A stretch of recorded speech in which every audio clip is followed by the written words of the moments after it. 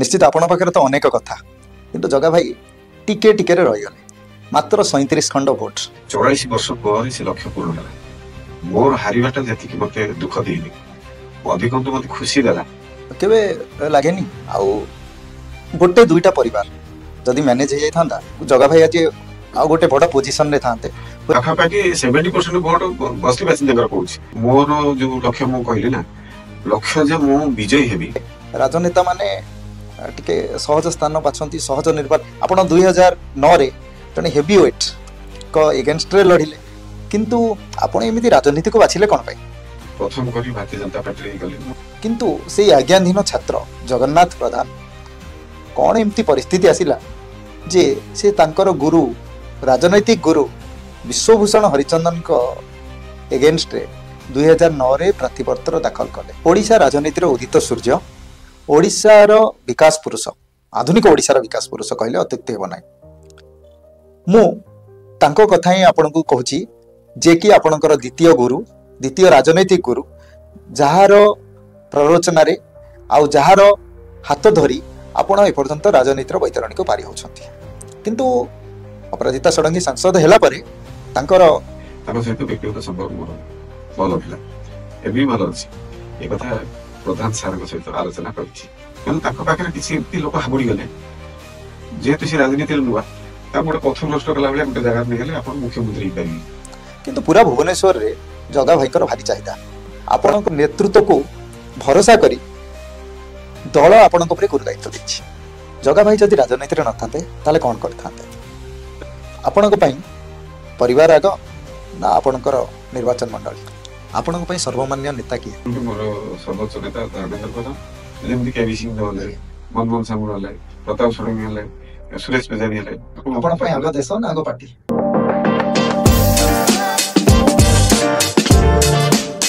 राज्य राजनीतिर एक चर्चित चेहरा राजधानी राजनीति कहले तांकु ही बुझाए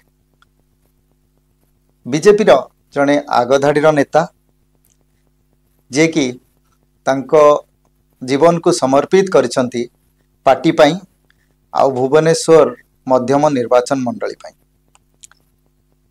केबे केबे से चर्चा रे थांती 37 खंड भोट रे पराजित होई तो केबे केबे चर्चा रे थांती राज्यसभा नॉमिनेशन पाई आउ केबे केबे तांको ना चर्चा को आसे जिला सभापति पाई किंतु कोठी ना कोठी टिके अंक बिगड़ी जाए से सबुरे से सफलता पाई पारंती नाही सेमती जणे चर्चित चेहरा आज आम सहित उपस्थित अछंती से बखाणीबे तांकर राजनैतिक जीवन और व्यक्तिगत जीवन रो कहानी ओडिशा रे ओडिया अस्मितार दुहाई दे भारतीय जनता पार्टी तो सरकार को आसीगला किंतु से टिके टिके रे विधायक हेबारु मंत्री हेबारु वंचित हो गले सेमती जने टाणुआ नेता आज आम सहित उपस्थित अछंती उन्मोचन रो पॉडकास्ट अस्मितार कथा रे तांको स्वागत करबा आजिर ए खास पॉडकास्ट को नमस्कार जगन्नाथ भाई केमती अछंती आपण बहुत भलो अछि आज आपण को रे उन्मोचन पॉडकास्ट प्रथम करी मु आसिली तुमन को धन्यवाद जे मते डाकी छन्ते ए अवसर रे ओडिशावासी को सम्मुखरे किछि कथा कहया पई निश्चित आपण पाखरे तो अनेक कथा कारण आपण राज्य राजनीति रे राजधानी राजनीति रे जने चर्चित चेहरा जेतेबेले इलेक्शन रो रिजल्ट बाहरिला समस्त नजर थिला भुवनेश्वर सेंट्रल उपरे जगा भाई रो रिजल्ट कोन हो किंतु जगा भाई टिके टिके रे रही गले मात्र 37 खंड भोट केते दुख देइथिला से घटना देखो निर्वाचन हारिबा जितिबा तो अछि गोटे मुद्रार दुईटी पार्श्व अछि राजनीति क्षेत्र में सब आम समस्त स्पोर्टिवली सब कथा को नबा दरकार हार जीत कथा को नहीं कि मु सब से अनुसार चले मुख्य लक्ष्य जो कहते जोटा थिला 84 वर्ष पर से लक्ष्य पूर्ण है 1980 मसीह भारतीय जनता पार्टी ओडिशा प्रदेश रे प्रतिष्ठा हेबा ठारू ଦୀର୍ଘ 44 ବର୍ଷ ବିତି ଯାଇଥିଲା ଏକକ ସଂଖ୍ୟା ଗରିଷ୍ଠତା ହାସଲ କରିକି ସରକାର କରିବା, ସେଟା ସଫଳ ମିଳିଲା 2024ରେ। ମୋର ହାରିବାଟା ଯେତିକି ମତେ ଦୁଃଖ ଦେଇନି, ଅଧିକନ୍ତୁ ମତେ ଖୁସି ଦେଲା। ଭାରତୀୟ ଜନତା ପାର୍ଟି ଏକକ ସଂଖ୍ୟା ଗରିଷ୍ଠତା ହାସଲ କରିକି 24 ବର୍ଷର ଅନ୍ୟାୟ ଅନୀତିରେ ଦୁର୍ନୀତିରେ ବୁଡିକି ରହିଥିବା ନବୀନ ପଟ୍ଟନାୟକଙ୍କ ସରକାରକୁ ପ୍ରତିହତ କରିକି ପ୍ରଥମ ଥର କରି ଓଡ଼ିଶାରେ ବିଜେପି ସରକାର ବଢିଲା। ସେଟା ମତେ ଅତି ଖୁସି ଦେଇଥିଲା। ତେଣୁ ମୋର ଦୁଃଖ ସେଇଠି ଭୁଲି ଯାଇଥିଲି। ତେଣୁ ମୁଁ ଅନୁଭବ କରିଥିଲି ମୋ ଦଳ ବିଜୟ ହେଇଛି, ସେଇ ଖୁସିରେ ମୁଁ ଖୁସି ଅନୁଭବ କରିଥିଲି। ଏଇଟା ହଉଛି ସତ କଥା। କେବେ ଲାଗେନି ଆଉ ଗୋଟେ ଦୁଇଟା ପରିବାର ଯଦି ମ୍ୟାନେଜ ହେଇଯାଇଥାନ୍ତା, ଜଗା ଭାଇ ଆଜି ଆଉ ଗୋଟେ ବଡ଼ ପୋଜିସନରେ ଥାନ୍ତେ, ହୁଏତ କୋଉ ମନ୍ତ୍ରୀ ପଦ ମିଳିଥାନ୍ତା, କାରଣ ବିଜେପିରେ ସବୁ କିଛି ସମ୍ଭବ। ନିଶ୍ଚିତ ରୂପେ ଦେଖନ୍ତୁ, ଦୀର୍ଘ 31 ବର୍ଷ ଧରିକି ଭାରତୀୟ ଜନତା ପାର୍ଟିରେ ମୁଁ 1995 ଅଗଷ୍ଟ 8ରୁ ମୋ ପଢିବା ସମୟରେ ମୁଁ ରାଜନୀତିକୁ ଆସିଛି। ଲଗାତାର ଭାରତୀୟ ଜନତା ପାର୍ଟିର କାର୍ଯ୍ୟକର୍ତ୍ତା ହିସାବରେ ମୁଁ କାମ କରି ଆସିଛି। କୌଣସି ମୋର ଲୋଭ ନଥାଏ, କୌଣସି ପଦପଦବୀ ହଉ ବା କୌଣସି ଇଏରେ ମାନେ ସରକାରୀ ଦାୟିତ୍ୱ ହଉ ବା ଏମିତି କିଛି କଥା ହେଇଯିବି, ଏ ଲକ୍ଷ୍ୟ ମୋର କେବେ ବି ନଥିଲା। ସାଧାରଣ ପରିବାରରୁ, ଗୋଟେ ବ୍ୟବସାୟିକ ପରିବାରରୁ ଆସିକି ଏ କ୍ଷେତ୍ରରେ ପାଦ ଥାପିଛି। ତେଣୁ ମୋର ମୂଳ ଲକ୍ଷ୍ୟ ଥିଲା ସମାଜ ସେବା କରିବା ଏବଂ ଲୋକଙ୍କ ସାଥିରେ ରହିବ, ଲୋକଙ୍କ ଦୁଃଖ ସୁଖରେ ଭାଗିଦାର ହେବା ଏବଂ ଯାହା ଯେତିକି ମୁଁ ଯାଇପାରିଲି ସେଠାରେ ମୋର ଖୁସି ଅନୁଭବ କରିବା, ଏ ମୋର ମୂଳ ମନ୍ତ୍ର।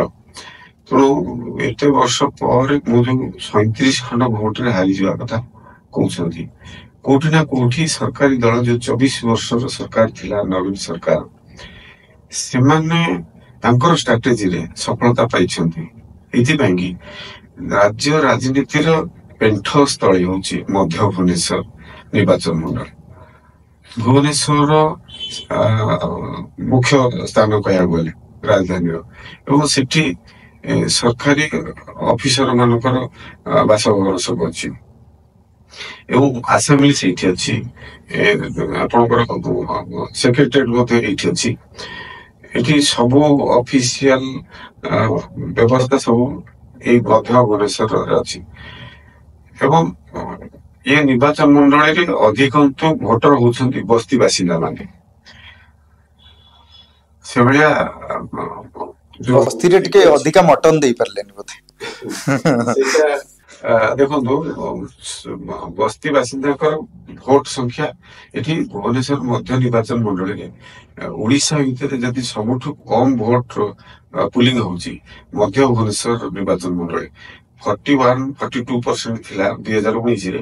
ଏଇଥରକ ଆମେ ଟିକେ ଲାଗିକି ତାକୁ ଆହୁରି ସଚେତନ କରେଇକି 9% ବଢେଇଥିଲୁ, ଯୋଉଟା କି 51% ହେଇଛି। କିନ୍ତୁ ତାହା ବି ସବୁଠୁ ଓଡିଶାରେ କମ ବୋଲିକି ଜାଣିଥାନ୍ତୁ। ଏଇ ହିସାବରେ ସେଠି ଯୋଉ 51% ଭୋଟର ଯୋଉ ଭୋଟ ଦଉଛନ୍ତି, ପାଖାପାଖି 70% ଭୋଟ ବସ୍ତି ବାସିନ୍ଦାଙ୍କର ପଡୁଛି। ତେଣୁ ଯେତେ ସହରୀ ଭୋଟର ହେଲେ ମଧ୍ୟ ଯୋଉମାନେ ସବୁ ରହୁଛନ୍ତି ସରକାରୀ ଚାକିରିରେ ରହୁଛନ୍ତି, ବିଭିନ୍ନ ଅନୁଷ୍ଠାନରେ ଚାକିରି କରିଛନ୍ତି, ମାଇଗ୍ରେଟେଡ ବହୁତ ଲୋକ ଅଛନ୍ତି, ଭୋଟର କାର୍ଡ ବନେଇଛନ୍ତି କିନ୍ତୁ ଏଠି ଭୋଟ ଦଉନାହାନ୍ତି। ସରକାରୀ ଚାକିରିରେ ଯୋଉମାନେ ଅଛନ୍ତି, ଇଲେକ୍ସନ ସମୟରେ ତାଙ୍କର ଅନ୍ୟାନ୍ୟ ଦାୟିତ୍ୱ ପଡିଯାଏ, ସେମାନେ ଦେଇପାରନ୍ତିନି, ତାଙ୍କ ପରିବାର ସେଦିନ ଛୁଟି ଭାବି ନିଅନ୍ତି। ଏଇ ହିସାବରେ ବସ୍ତି ବାସିନ୍ଦା ଯୋଉ ଲୋକମାନେ ଅଛନ୍ତି, ସେମାନଙ୍କର ଭୋଟଟା ହାବି ହେଇଯାଏ। ସେ ଦୃଷ୍ଟିକୋଣରୁ ସରକାରୀ କଳ ଲାଷ୍ଟ ମୋମେଣ୍ଟରେ ମୋର ଯୋଉ ଆଶା ଥିଲା ଜିତିବା, ଯୋଉ ସବୁ ସର୍ଭେ ସରକାରୀ ଦଳର ସର୍ଭେ ଥିଲା ଏବଂ ସରକାରଙ୍କର ସର୍ଭେ ଥିଲା, ଆମ ଦଳର ସର୍ଭେ ଥିଲା, ସବୁଥିରେ ମୁଁ ଜିତିବା ଦେଖଉଥିଲା। କିନ୍ତୁ ପର ମୁହୂର୍ତ୍ତରେ ସେ ଷ୍ଟ୍ରାଟେଜି ସରକାର ଯେହେତୁ ଥିଲା, ନବୀନ ପଟ୍ଟନାୟକ 24 ବର୍ଷ ଶାସନ ଥିଲା, ସେତେବେଳେ ସବୁ ସରକାରୀ କର୍ମଚାରୀ ପୁରା ଲାଗିଗଲେ ସପ୍ତାହ ପୂର୍ବରୁ ଯେ ଏ ସିଟ୍ ଟା ବିଜେପି ନ ଜିତୁ, এটা যেহেতু ରାଜଧାନୀର ମୁଖ୍ୟ ରାଜନୈତିକ ଦୃଷ୍ଟିକୋଣରୁ ମୁଖ୍ୟ ସିଟ୍ ଅଛି, ଏ ସିଟ୍ରେ ଭାରତୀୟ ଜନତା ପାର୍ଟି କେମିତି ନ ଜିତିବ, ଯେତେ ସ୍ୱର୍ଗ ଦେଖେଇଲେ ମଧ୍ୟ ଆଗୁଆ ତାକୁ କେମିତି ଆମେ ପ୍ରତିହତ କରିବା, ଇଏ ଭିତରେ ସମସ୍ତେ ଲାଗିଲେ। ବସ୍ତି ବାସିନ୍ଦାଙ୍କୁ ମୋଲ୍ଡ କରାଇବା ଶେଷ ମୁହୂର୍ତ୍ତରେ ଏବଂ ସରକାରୀ ଅଫିସର ମାନେ କର୍ମଚାରୀ ମାନେ ପୁରା ତଳଠୁ ଉପର ପର୍ଯ୍ୟନ୍ତ ପୋଲିସ ପ୍ରଶାସନ ସହକାରେ ସମସ୍ତେ ଲାଗିଗଲେ ଯେ ଏ ସିଟ୍ଟାକୁ କେମିତି ଦଖଲ କରିବେ।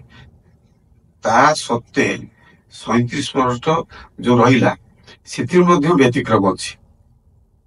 କୋଉ କୋଉ ଦୃଷ୍ଟିକୋଣରୁ ବ୍ୟତିକ୍ରମ ଘଟିଲା, 37% ଡିଫରେନ୍ସ ରହିଲା, ମୁଁ କାହିଁ ବିଜୟୀ ପାଇଲିନି, ସେଥିପାଇଁ ମଧ୍ୟ ମୁଁ ମୋର ମନ ଭିତରେ ଯୋଉ ଦ୍ୱିଧା ଅଛି ତାକୁ ନେଇକି ମୁଁ କୋର୍ଟରେ ଯାଇଛି। କୋର୍ଟରେ ବିଚାରାଧୀନ ଅଛି, ତେଣୁ ମୁଁ ଆଉ ସେ ବିଷୟରେ ଅଧିକା ନ କହିବାଟା ଠିକ ହବ। ବିଚାରାଧୀନ ଯେହେତୁ କୋର୍ଟରେ ଅଛି, ଯାହା ପର ମୁହୂର୍ତ୍ତରେ ଯାହା ରେଜଲ୍ଟ ଆସିବ ଆପଣ ମାନେ ଜାଣିବେ। ହୁଏତ ଯଦି ହାୟର ପରସେଣ୍ଟେଜର ଭୋଟ ହେଇଥାନ୍ତା ତାହେଲେ ଆପଣ ଜିତି ଯାଇଥାନ୍ତେ, କାରଣ ଆପଣଙ୍କ କ୍ଷେତ୍ରଟା ଗୋଟେ ଛୋଟିଆ କ୍ଷେତ୍ର, ଡେନ୍ସିଟି ଅଧିକା, କିନ୍ତୁ ପରସେଣ୍ଟେଜ ଅଫ ଭୋଟଟା କମ ରହିଗଲା। ନିଶ୍ଚିତ ରୂପେ ଇଏ କଥା ସତ୍ୟ। ଆଉ ଏଠି ବି ବଡ ଭୋଟ ବ୍ୟାଙ୍କ ଅଛି, ଯୋଉଟା ଆପଣ ମାନେ ଜାଣିଥିବେ। ଏଠି କଂଗ୍ରେସର କିଛି ଭୋଟ ଥିଲା, 8-10 ହଜାର ଭୋଟ ଥିଲା। 2009ରେ କଂଗ୍ରେସ ଏଠୁ ପାଖାପାଖି 8,000 ଭୋଟ ପାଇଥିଲା, କିନ୍ତୁ ପର ମୁହୂର୍ତ୍ତରେ ଦେଖନ୍ତୁ କଂଗ୍ରେସର ଭୋଟ 2022-2500 ଭିତରେ ସୀମିତ ରହିଯାଉଛି। କଂଗ୍ରେସକୁ ଭୋଟ ସ୍ପେସିଆଲି ଭୋଟଟା ଯାଉଥିଲା ମୁସଲିମ କ୍ୟାଡର ଲୋକ ଗୁଡାକ ଯୋଉମାନେ ଅଛନ୍ତି, ମୁସଲିମ ସମ୍ପ୍ରଦାୟର ଭୋଟ ଗୁଡା କଂଗ୍ରେସକୁ ଯାଉଥିଲା। ସେଟା ପର ମୁହୂର୍ତ୍ତରେ ବିଜୁ ଜନତା ଦଳକୁ କନସେନ୍ଟ୍ରେଟ କରିଯାଉଛି। ସେ ଭୋଟଟା ବି ବଡ ଫ୍ୟାକ୍ଟର ଅଛି ଆମ ପାଇଁକି। ତେଣୁ ଏଇ କଥାକୁ ନେଇକି ଚାଲିଛି, ଦେଖାଯାଉ। ଖୁସିର କଥା ଯେ ବର୍ତ୍ତମାନ ତ ଆମର ସରକାର ଆସିଛି, ସେଗୁଡା ପର ମୁହୂର୍ତ୍ତରେ କେମିତି ତାର ସମାଧାନ ବାଟ ଖୋଲିବ, ସେଥିପାଇଁ ମୁଁ ପ୍ରୟାସ ଅଛି। 3 ଥର ପରାଜିତ, ଆଉ ଶେଷ ଥର ଏତେ କମ୍ ମାର୍ଜିନରେ ପରାଜିତ, ଭାଙ୍ଗି ପଡ଼ିନାହାନ୍ତି। କେବେ କେବେ ନେତାଙ୍କ ସହିତ ହଉ, ପାର୍ଟି ତରଫରୁ ହଉ, ଆଉ କର୍ମୀମାନଙ୍କ ତରଫରୁ ଆପଣଙ୍କୁ ଅଣଦେଖା କରାଯାଇଥାଇପାରେ, କିନ୍ତୁ ତଥାପି ଏତେ ସବୁ ଭିତରେ ଆପଣ କେମିତି ଆଗକୁ ବଢ଼ିବାର ପ୍ରେରଣା ପାଉଛନ୍ତି? ଦେଖନ୍ତୁ, ଏଇଟା 3 ଥର ନୁହେଁ, 4ଥ ଥର ମୋର ପରାଜିତ ଯେ ଧରିବା। ମୁଁ ସ୍ୱାଧୀନରେ 2009ରେ ମାନେ ମଧ୍ୟବଂଶ ନିର୍ବାଚନରେ ନଥିଲି। ପରବର୍ତ୍ତୀ 2014, 19, 24 ଦଳୀୟ ପ୍ରାର୍ଥୀ ଭାବରେ ଭାରତୀୟ ଜନତା ପାର୍ଟିର ପ୍ରାର୍ଥୀ ଭାବରେ ମୁଁ ଉତ୍ତୀର୍ଣ୍ଣ ହେଇଛି। ମୁଖ୍ୟ ମୋର ଯୋଉ ଲକ୍ଷ୍ୟ, ମୁଁ କହିଲି ନା, ଲକ୍ଷ୍ୟ ଯେ ମୁଁ ବିଜୟୀ ହେବି, ମୁଁ ଗୋଟେ କଣ ହେଇଯିବି, ଏଇଟା ମୋର ଲକ୍ଷ୍ୟ ନଥାଏ। ମୁଁ ଭାରତୀୟ ଜନତା ପାର୍ଟିକୁ ତଳ ସ୍ତରରୁ ମୁଁ ମଜବୁତ କରିବି ଭୁବନେଶ୍ୱର ସହରରେ, ଏବଂ ସମସ୍ତଙ୍କ ସହିତ ମୋର ବନ୍ଧୁତ୍ୱ ଭଲ ରଖିବି, ଏବଂ ଲୋକଙ୍କ ସାଥିରେ ଦଳୀୟ କାର୍ଯ୍ୟକର୍ତ୍ତା ନେତାଙ୍କ ସହିତ, ଏଇଟା ମୋର ମୂଳ ମନ୍ତ୍ର, ମୋର ଲକ୍ଷ୍ୟ। ମୁଁ ଭାରତୀୟ ଜନତା ପାର୍ଟିକୁ ଯେତେ ସଂଗଠିତ କରିକି ରଖିବି ଏବଂ ଦଳୀୟ ନେତୃତ୍ୱଙ୍କର ସହିତ ଯେତେ ମୁଁ ବନ୍ଧୁତ୍ୱ ଭଲ ରଖିବି, ସେଇ ହିସାବରେ ମୁଁ କାମ କରେ। ଏବଂ ପ୍ରକୃତ କଥା ହଉଛି, ମୁଁ ଯେହେତୁ ଲକ୍ଷ୍ୟ ବିହୀନ ଅଛି, ଯେ ମୋର ସେଥିପାଇଁ କୌଣସି ମନରେ ଦ୍ୱିଧା ଆସେନି, ଦୁଃଖ ଆସେନି। ମୁଁ ହାରିଗଲେ ମୋର ଦୁଃଖ ନଥାଏ, ଯେ ମୁଁ ବି କର୍ପୋରେସନରେ ଗୋଟେ ଥର ଜିତିଛି 2003ରେ କର୍ପୋରେଟର ଭାବରେ, ଷ୍ଟାଣ୍ଡିଂ କମିଟିର ଚେୟାରମ୍ୟାନ ଥିଲି, ଏବଂ ପର ମୁହୂର୍ତ୍ତରେ 2013 ମୋର ଧର୍ମପତ୍ନୀ ମଧ୍ୟ ଗୋଟେ ଥର କର୍ପୋରେଟର ଥିଲେ। ମୋର ଯୋଉ ଜନ୍ମସ୍ଥଳୀ ଯୋଉଟା ଅଛି ଝାରପଡା ଗ୍ରାମ, ତାଠୁ ଦୂରରେ ଯାଇକି ମୁଁ ଜିତିଛି। ମୋ ଧର୍ମପତ୍ନୀ ଗୋଟେ ଅନ୍ୟ ୱାର୍ଡରୁ ଜିତିଛନ୍ତି, ଭିନ୍ନ ଭିନ୍ନ ୱାର୍ଡରୁ ଜିତିଛୁ। ସେଥିରେ ମୁଁ ଏମିତି ଖୁସି ହେଇକି ବହୁତ କିଛି କଥା ଇଏ କଲି, କିନ୍ତୁ ସେତେବେଳେ ବି ଲୋକଙ୍କର ଦୁଃଖ ସାଥିରେ ଦୁଃଖ ସୁଖରେ ଥିଲେ, ଏବେ ବି ଦୁଃଖ ସୁଖରେ ଅଛି। ମୁଁ କେବେ ଜିତିଗଲେ ଅତି ଖୁସି ହେଇକି ମୁଁ ଗୋଟେ ଏମିତି ହେଇଯାଏନି, ଆଉ ହାରିଗଲେ ଯେ ମିଳମାଣ ହେଇକି ଭାଙ୍ଗି ପଡିବି, ଏମିତି କିଛି ନଥାଏ। ଆଉ ମୋ ଦଳର ନେତୃତ୍ୱ ମାନେ ମତେ ସବୁବେଳେ ସହଯୋଗ କରିଛନ୍ତି, ପ୍ରୋତ୍ସାହନ ଦେଇଛନ୍ତି। ବହୁତ ପ୍ରକାର ତାଙ୍କର ଯୋଉ କଥା ଅଛି, ଉପଦେଶ ଅଛି, ସେ କଥାକୁ ନେଇକି ଯୋଉ ଆଗକୁ ବଢୁଛି, ସେଥିରେ ମତେ ଏମିତି କୌଣସି ପ୍ରକାର ଆସେନି ମାନେ ମନରେ ଯେ ମୁଁ ଗୋଟେ ହାରିଗଲି, ମୁଁ ରହିଯିବି, କି ମୁଁ ଇଏ, ଏମିତି କିଛି ମତେ କେବେ ଫିଲ୍ ହେଇନି। ମୁଁ ସଦା ସର୍ବଦା ଚଳଚଞ୍ଚଳ, ମୋର ମନରେ ଥାଏ, ଏବେ ବି ଅଛି। ମୁଁ କୌଣସି କ୍ଷେତ୍ରରେ ହାର ମାନିବିନି। ମୋ ପାଖରେ କଣ ପହଞ୍ଚିଲା, ମୁଁ କଣ ହେଲି ନହେଲି, ମୋର ଇଏ ଲକ୍ଷ୍ୟ ନଥାଏ। ମୋର ଲକ୍ଷ୍ୟ ହଉଛି ଦଳକୁ କେମିତି ମଜବୁତ କରିବି। ଭୁବନେଶ୍ୱର ରାଜଧାନୀ ଏଇଟା, ଏବଂ ମୋ ନିର୍ବାଚନ ମଣ୍ଡଳୀ ବାଦେ ମୁଁ ଅନ୍ୟ 2ଟି ନିର୍ବାଚନ ମଣ୍ଡଳୀ ସ୍ୱତନ୍ତ୍ର ଯୋଉ ଭୁବନେଶ୍ୱର ଅଛି 3ଟି ନିର୍ବାଚନ ମଣ୍ଡଳୀରେ ମୁଁ ସବୁ କାର୍ଯ୍ୟକର୍ତ୍ତାଙ୍କ ସହିତ ସୁସମ୍ପର୍କ ରଖିବା ପାଇଁ ପ୍ରଚେଷ୍ଟା କରେ, ଏବଂ ସବୁ ଦଳର ଯୋଉ ନେତୃତ୍ୱ ଅଛନ୍ତି ସମସ୍ତଙ୍କ ସହିତ ମୋର ସୁସମ୍ପର୍କ ରହେ। ସେ ଦୃଷ୍ଟିରୁ ମତେ କୌଣସି ଏମିତି କିଛି ଲାଗେନି ଯେ ମୁଁ କିଛି ମୋର ଗୋଟେ କିଛି ଅସୁବିଧା ହେଇଯାଇଛି କି ମୋ ପାଖରେ କଣ ମୋର କିଛି ଇଏ ଅଛି, ମୁଁ ସିଏ କେବେ ଭାବିନି। ଗୋଟେ ପରିବାରରେ ରହିଲା ଭଳିଆ ରହିଛି, ଯେହେତୁ କଣ ଗୋଟେ ଦୁଃଖ ଆସିଲେ ବି ମୁଁ କେବେ ଭାଙ୍ଗି ପଡିନି। ଆପଣ ଛୋଟବେଳୁ ସାହସୀ ନା ଏଇ ରାଜନୀତି କ୍ଷେତ୍ରରେ କିଛି ନିଆରା କରିବା ପାଇଁ ଆପଣଙ୍କ ମନରେ ଇଚ୍ଛା? କାରଣ ମୋର ଏ ପ୍ରଶ୍ନ ଏଇଥିପାଇଁ, କାରଣ ଆପଣ ସବୁବେଳେ ଚ୍ୟାଲେଞ୍ଜକୁ ସାମ୍ନା କରିବାକୁ ପସନ୍ଦ କରନ୍ତି। କାରଣ ଯଦି ଦେଖାଯାଏ ରାଜନେତା ମାନେ ଟିକେ ସହଜ ସ୍ଥାନ ବାଛନ୍ତି, ସହଜ ନିର୍ବାଚନ ମଣ୍ଡଳୀ ବାଛନ୍ତି ଯୋଉଥିରେ କି ସେ ବିଜୟ ହେଇପାରିବେ। କିନ୍ତୁ ଆପଣ ଟିକେ ପୂର୍ବରୁ କହିଲେ ନିଜ ଏରିଆରୁ ନ ଲଢ଼ି ଅନ୍ୟ ଏରିଆରେ ଲଢ଼ୁଥିଲେ, ନିଜ ଧର୍ମପତ୍ନୀଙ୍କୁ ନିଜ ଏରିଆରେ ନ ଲଢ଼େଇ ଅନ୍ୟ ଏରିଆରେ ଲଢ଼େଇଲେ। ଆପଣ 2009ରେ ଜଣେ ହେଭି ୱେଟ୍ଙ୍କ ଏଗେନଷ୍ଟରେ ଲଢ଼ିଲେ। ଏବେ ପର୍ଯ୍ୟନ୍ତ ଆପଣ କେବଳ ସଂଘର୍ଷକୁ ଏତେ ସାମ୍ନା କରିବାର ଯୋଉ ପ୍ରେରଣା କି କଣ ଛୋଟବେଳୁ ଆପଣଙ୍କ ମନରେ ଜାଗ୍ରତ ହେଇଥିଲା? ଛୋଟବେଳେ ଆପଣଙ୍କର ରାଜନୈତିକ ପୃଷ୍ଠଭୂମି ଥିଲା ନା କଣ? ଦେଖନ୍ତୁ, ଏଇଟା ଭଲ ବଢିଆ କଥା ପଚାରିଲେ। ଏଥିରେ ସମସ୍ତେ ଜାଣିପାରିବେ ମୋ ବିଷୟରେ। ବହୁତ କିଛି କି ନ ଜାଣିଥିଲେ ଆପଣଙ୍କ ଜରିଆରେ ବହୁତ ଲୋକ ଜାଣିପାରିବେ। ଦେଖନ୍ତୁ, ମୁଁ ବେଳେ ବେଳେ ମନେ ମନେ ଭାବେ ଯେ ମୋର ଏଇଟା ମୁଁ ଚେଷ୍ଟା କରୁଛି, ଠିକ ଅଛି, ଏଇଟା ମୋର ଭଗବାନ ଦିଆ ଶକ୍ତି ବୋଧେ। କାହିଁକି ନା ଦେଖନ୍ତୁ, ମୋର ଛୋଟ ବେଳୁ ମୁଁ ଦେଖିଛି ଝାରପଡା ୟୁପି ସ୍କୁଲରେ ପଢିବା ବେଳେ 5ମ ଶ୍ରେଣୀ ପର୍ଯ୍ୟନ୍ତ ପଢିଛି। ସେଠି ମଧ୍ୟ ମୁଁ ସବୁବେଳେ ଲିଡିଂ ଦିଏ, ଛୁଆଙ୍କ ଭିତରେ ସବୁ କ୍ଷେତ୍ରରେ ଲିଡିଂ ଦିଏ। ଏବଂ 6ଠରୁ 10ମ ପର୍ଯ୍ୟନ୍ତ ଲକ୍ଷ୍ମୀ ସାର ହାଇସ୍କୁଲରେ ପଢିଲି। ସେତେବେଳେ କ୍ଲାସ ମନିଟର ଥାଏ। କ୍ଲାସ ମନିଟର ମୋ ବିରୁଦ୍ଧରେ କେହି ଛିଡା ହୁଅନ୍ତି, ମୁଁ ମନିଟର ହେଇକି ଚାଲେ। ତେଣୁ କ୍ଲାସ ଟିଚର ଯିଏ ଥାନ୍ତି ସିଏ ଅନୁଭବ କରନ୍ତି ନାଇଁ ଜଗନ୍ନାଥ ପ୍ରଧାନ ମନିଟର ହବ। ତେଣୁ ମୁଁ ଆଗରେ ବସେ। ତେଣୁ ଇଏ ପର ମୁହୂର୍ତ୍ତରେ ଯେତେବେଳେ ମୁଁ ପାଠ ପଢିଲି, ମହର୍ଷି କଲେଜରେ ପଢିଲି, ସେତେବେଳେ ସାଇନ୍ସ ପଢୁଥିଲି। ସେତେବେଳେ ମହର୍ଷି କଲେଜରେ ଆମେ ସବୁ ଧଳା ପ୍ୟାଣ୍ଟ ଧଳା ସାର୍ଟ ପ୍ୟାଣ୍ଟ ପିନ୍ଧିକି ଯାଉଥିଲୁ। ଆମେ ଅନୁଭବ କରୁଥିଲୁ ଯେ ବିଜେପି କଲେଜ ହଉ ଅନ୍ୟାନ୍ୟ କଲେଜରେ ପୁଅ ପିଲା ଝିଅ ପିଲା ଯାଉଛନ୍ତି, ବିଭିନ୍ନ ଡ୍ରେସ ପିନ୍ଧିକି ଯାଉଛନ୍ତି। ଆମ ପାଇଁ ଗୋଟେ ଡ୍ରେସ କୋଡ୍ କଣ? ଆଉ ଧଳା ପ୍ୟାଣ୍ଟ ସାର୍ଟ ଆମର ଗୋଟେ ଦିନ ପିନ୍ଧିଲା ବେଳକୁ ମଇଳା ହେଇଯାଉଛି, ଆମକୁ ସଫା କରିବାକୁ ପଡୁଥିଲା। ଆମେ ସବୁ କିଛି କଥାବାର୍ତ୍ତା କରୁଥିଲୁ, ଆମକୁ ସବୁ ବାଧୁଥିଲା। ଆମ ମନରେ କଣ ଗୋଟେ କୋଶ୍ଚିନ୍ ହେଲା, ସେକୁ ନେଇକି ଆମେ ପ୍ରତିବାଦ ଆରମ୍ଭ କରୁଥିଲୁ। ତାର ନେତୃତ୍ୱ ମୁଁ ବି ନିଜେ ନେଇଗଲି। ଯାହା ଫଳରେ ପର ମୁହୂର୍ତ୍ତରେ ଦେଖୁന്നു ମହର୍ଷି କଲେଜରେ କୋଜିସନ ଆସିଗଲା।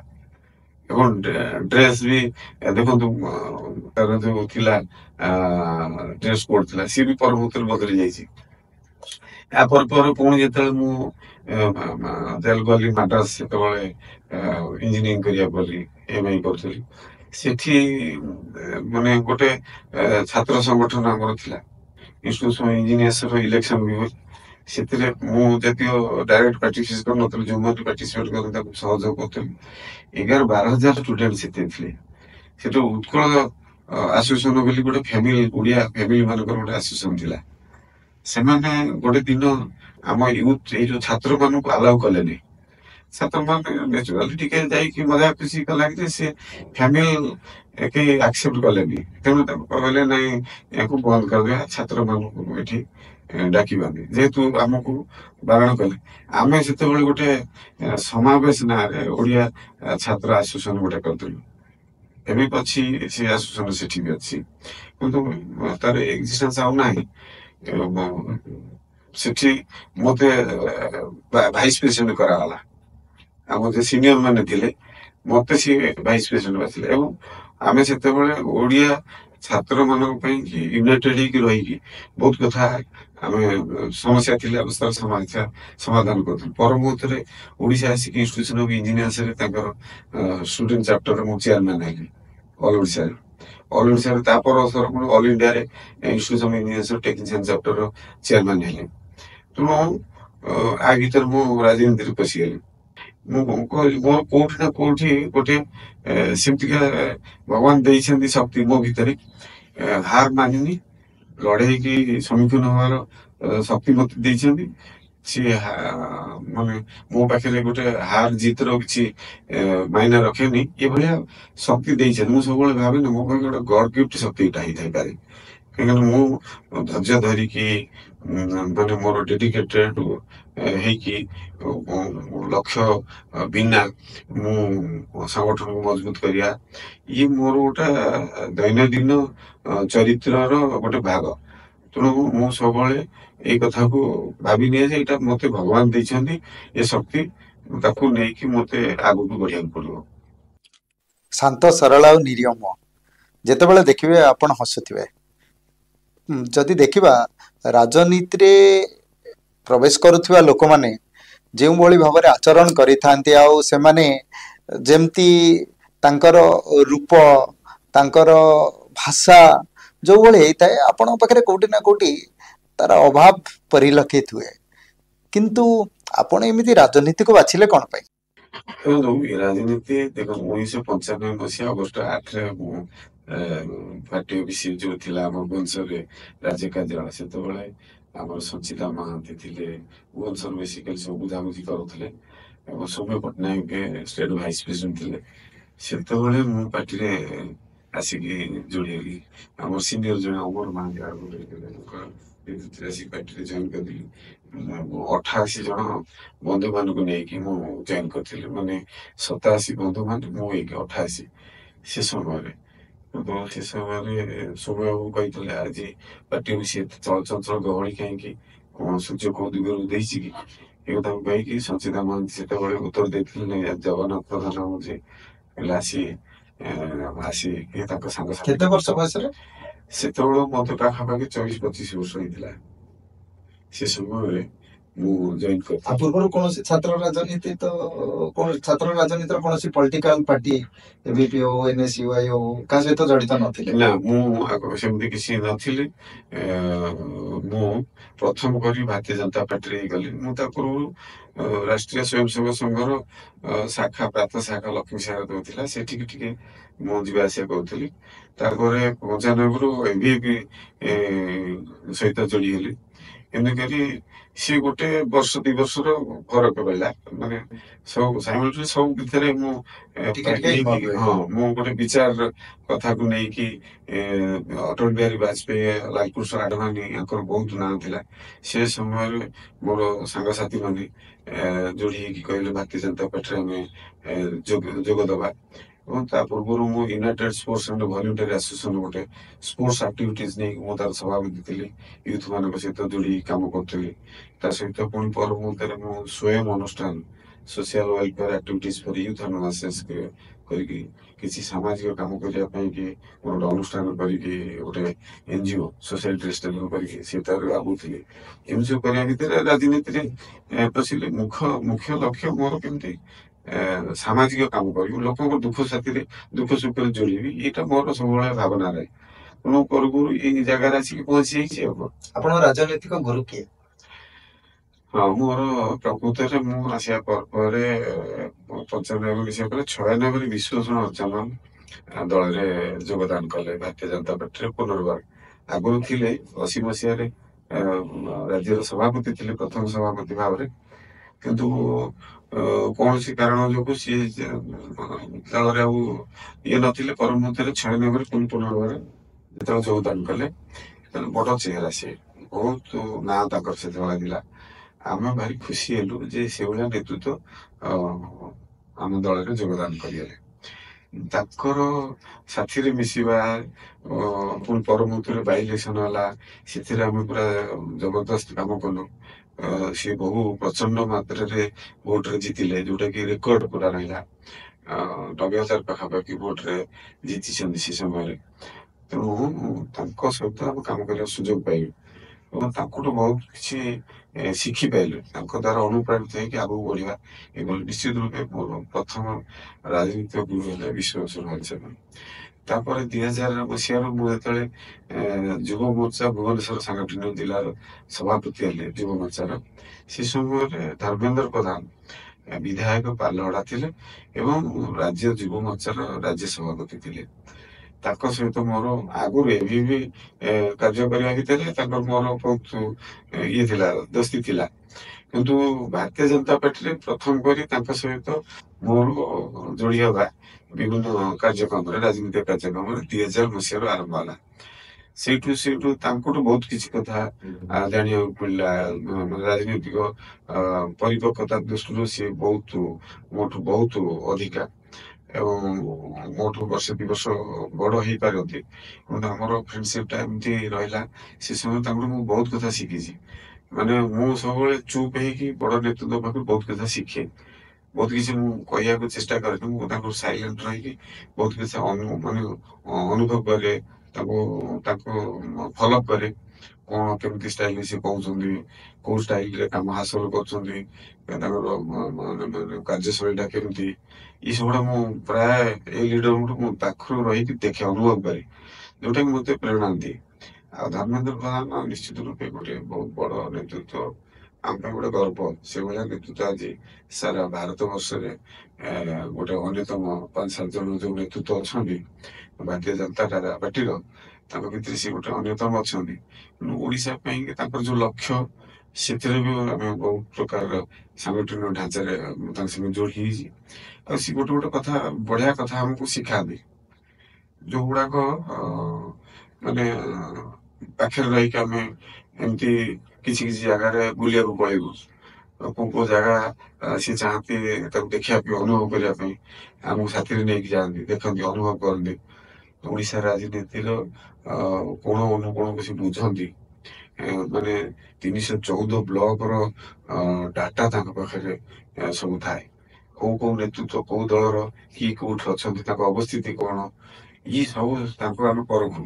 ସେମାନେ ତାଙ୍କ ସେ ବିରାଟ ଚିନ୍ତାଧାରାରେ କାର୍ଯ୍ୟ କରନ୍ତି। ସଂଗଠନ କେମିତି ମଜବୁତ କରାଯିବ ତଳ ସ୍ତରରୁ, ଏଗୁଡାକ ତାଙ୍କ ପାଖରେ ରହିକି ଆମେ ଶିଖିଗଲୁ। ମୁଁ ନିଶ୍ଚିତ ରୂପେ କହିବି ସେ ମୋର ଦ୍ୱିତୀୟ ଗୁରୁ।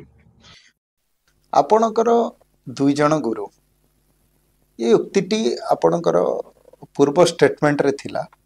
ଜଣେ ହେଲେ ବିଶ୍ୱଭୂଷଣ ହରିଚନ୍ଦନ, ଆଉ ଜଣେ ହେଲେ ଧର୍ମେନ୍ଦ୍ର ପ୍ରଧାନ। କିନ୍ତୁ ସେଇ ଆଜ୍ଞାଧୀନ ଛାତ୍ର ଜଗନ୍ନାଥ ପ୍ରଧାନ, କ'ଣ ଏମିତି ପରିସ୍ଥିତି ଆସିଲା ଯେ ସେ ତାଙ୍କର ଗୁରୁ, ରାଜନୈତିକ ଗୁରୁ ବିଶ୍ୱଭୂଷଣ ହରିଚନ୍ଦନଙ୍କ ଏଗେନଷ୍ଟରେ 2009ରେ ପ୍ରାର୍ଥୀପତ୍ର ଦାଖଲ କଲେ? କ'ଣ ଥିଲା ପ୍ରକୃତରେ ଏହାର କାରଣ? ମୁଁ କ୍ଲିୟର କରିଦେବି। ବିଶ୍ୱଭୂଷଣ ହରିଚନ୍ଦନ ସବୁଠୁ ସର୍ବୋଚ୍ଚ ନେତା ଓଡିଶା, ସମସ୍ତେ ଜାଣିଛି। ଏବେ ବି ସିଏ ମୋର ପ୍ରଥମ ରାଜନୈତିକ ଗୁରୁ, ଏଇଟା କୌଣସି ଅସତ୍ୟ ନୁହେଁ। ମୁଁ ସଦା ସବୁ ଜାଗାରେ କହିଛି। କିନ୍ତୁ ଯୋଉ କଥା ହଉଛି ତାଙ୍କ ବିରୁଦ୍ଧରେ ଲଢିବା, ଏଇଟା ସମ୍ପୂର୍ଣ୍ଣ ଭୁଲ ଅଛି। କାରଣ ସିଏ ବି ତ ଲଢୁଥିଲେ ସେ ସମୟରେ ଇଲେକ୍ସନ। ନିଶ୍ଚିତ ରୂପେ 2009ରେ ସେ ଭାରତୀୟ ଜନତା ପାର୍ଟି, ହୁଏତ ଆପଣ ତାଙ୍କ ସହିତ ମିଶି ଯାଇଥିଲେ, ସେ ନିର୍ବାଚନ ରଣାଙ୍ଗନ ପାର ହେଇ ଯାଇ ପାରିଥାନ୍ତେ, ରେଜଲ୍ଟ ଅଲଗା ହେଇଥାଇ ପାରିଥାନ୍ତା। କିନ୍ତୁ ଦେଖନ୍ତୁ, ମୁଁ କହିଲି ନା, ମୋର ସଂଘର୍ଷ ଜୀବନ ଭିତରେ ଭଗବାନ ଦେଇଛନ୍ତି କିଛି ଶକ୍ତି। ସେଠି ମୁଁ ଏଭଳିଆ ଗୋଟେ ପରିସ୍ଥିତି ରାଜନୀତିରେ ଆସିଗଲା। ମୁଁ ତାଙ୍କର ଅତି ପାଖ ନିକଟତର, ତାଙ୍କ ପରିବାର ସମସ୍ତ ସଦସ୍ୟ ମୋର ନିକଟତର। ଏବେ ବି ଭଲ ପାଆନ୍ତି ମତେ। ସେ ବିଶ୍ୱଭୂଷଣ ହରିଚନ୍ଦନ, ପୃଥ୍ୱୀରାଜ ହରିଚନ୍ଦନ, ମାମା, ତାଙ୍କ ପରିବାର ଅନ୍ୟ ସଦସ୍ୟ, ସାନ ଭାଇ, ତାଙ୍କର ସମସ୍ତେ ଏବେ ବି ଭଲ ପାଉଛନ୍ତି। ଏବେ ବି ସ୍ନେହ ଶ୍ରଦ୍ଧା ଅଛି। ତାଙ୍କ ମନରେ କେବେ ନାହିଁ ଯେ ମୁଁ ତାଙ୍କ ବିରୁଦ୍ଧରେ ଲଢିଥିଲି ବା ତାଙ୍କ ବିପକ୍ଷରେ ଲଢିଥିଲି ବା ତାଙ୍କୁ ଭୋଟ କାଟି ଦେଇଥିଲି। କ'ଣ ଥିଲା? ମାନେ ଆପଣ ସାନ ଥିଲେ ନା କୋଉଠି ରାଜନୀତିରେ ଆପଣ ଗୋଟେ ମୋହରା ହେଇଗଲେ?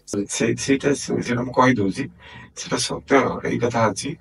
ସେ ସମୟରେ ମୁଁ କର୍ପୋରେସନ ହେଇଯାଇଥିଲି, କର୍ପୋରେଟର ହେଇଯାଇଥିଲି। ମୋର ଧର୍ମପତ୍ନୀ ବି କର୍ପୋରେଟର ହେଲେ, ଆଉ ଭିନ୍ନ ଭିନ୍ନ ଜାଗା, ଯୋଉଟା କି ଆପଣଙ୍କର ପୂର୍ବ ଦିଗ ଯୋଉ ଅଛି କଳ୍ପନା ଛକରୁ ରସୁଲଗଡ଼ ଛକ ଭିତରେ ସେଇ ଅଞ୍ଚଳଟା ପୁରା ଅଛି।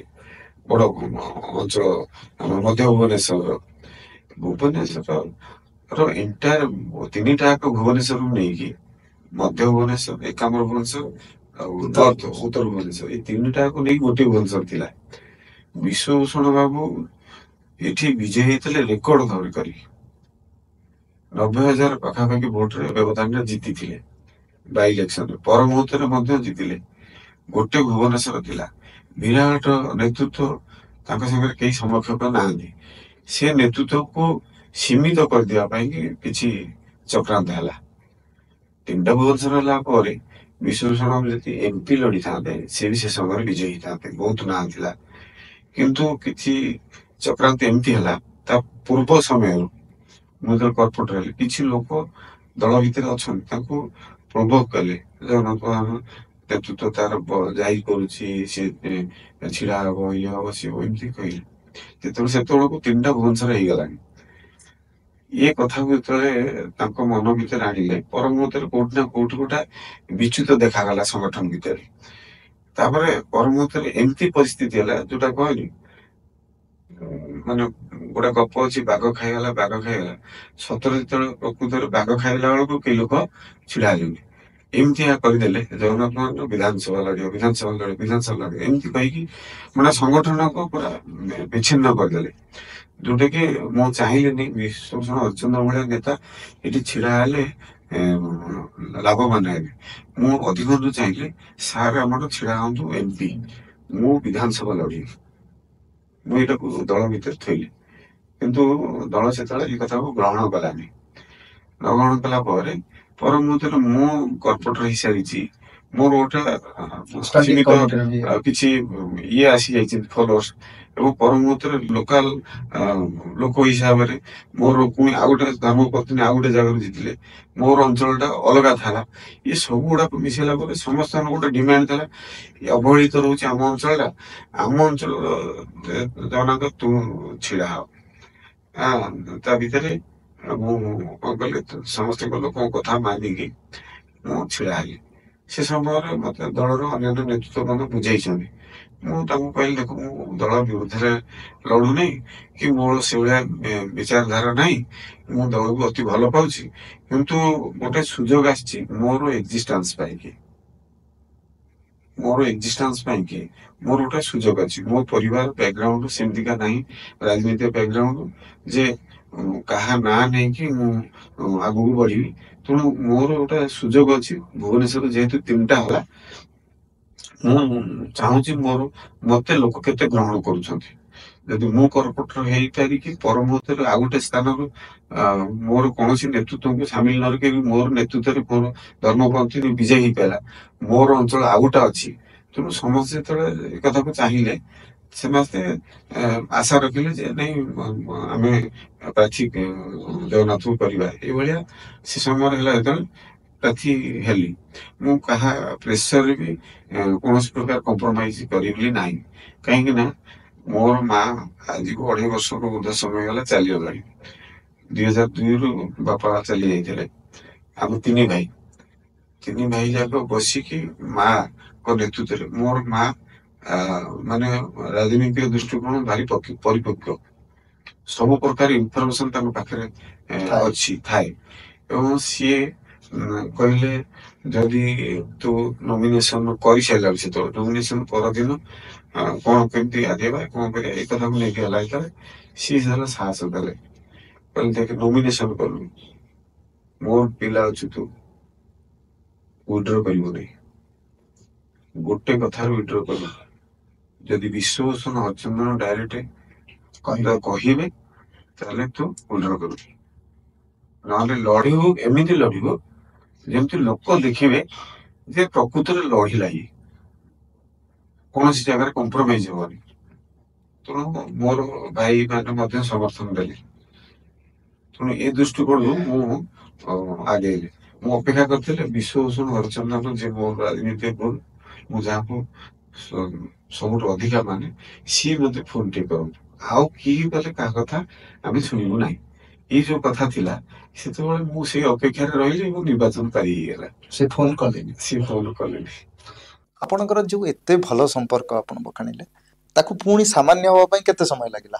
ନିଶ୍ଚିତ ଭାବେ ପରମୁହୂର୍ତ୍ତରେ ପାର୍ଟିରୁ ମୁଁ ସସ୍ପେଣ୍ଡ ହେଲି।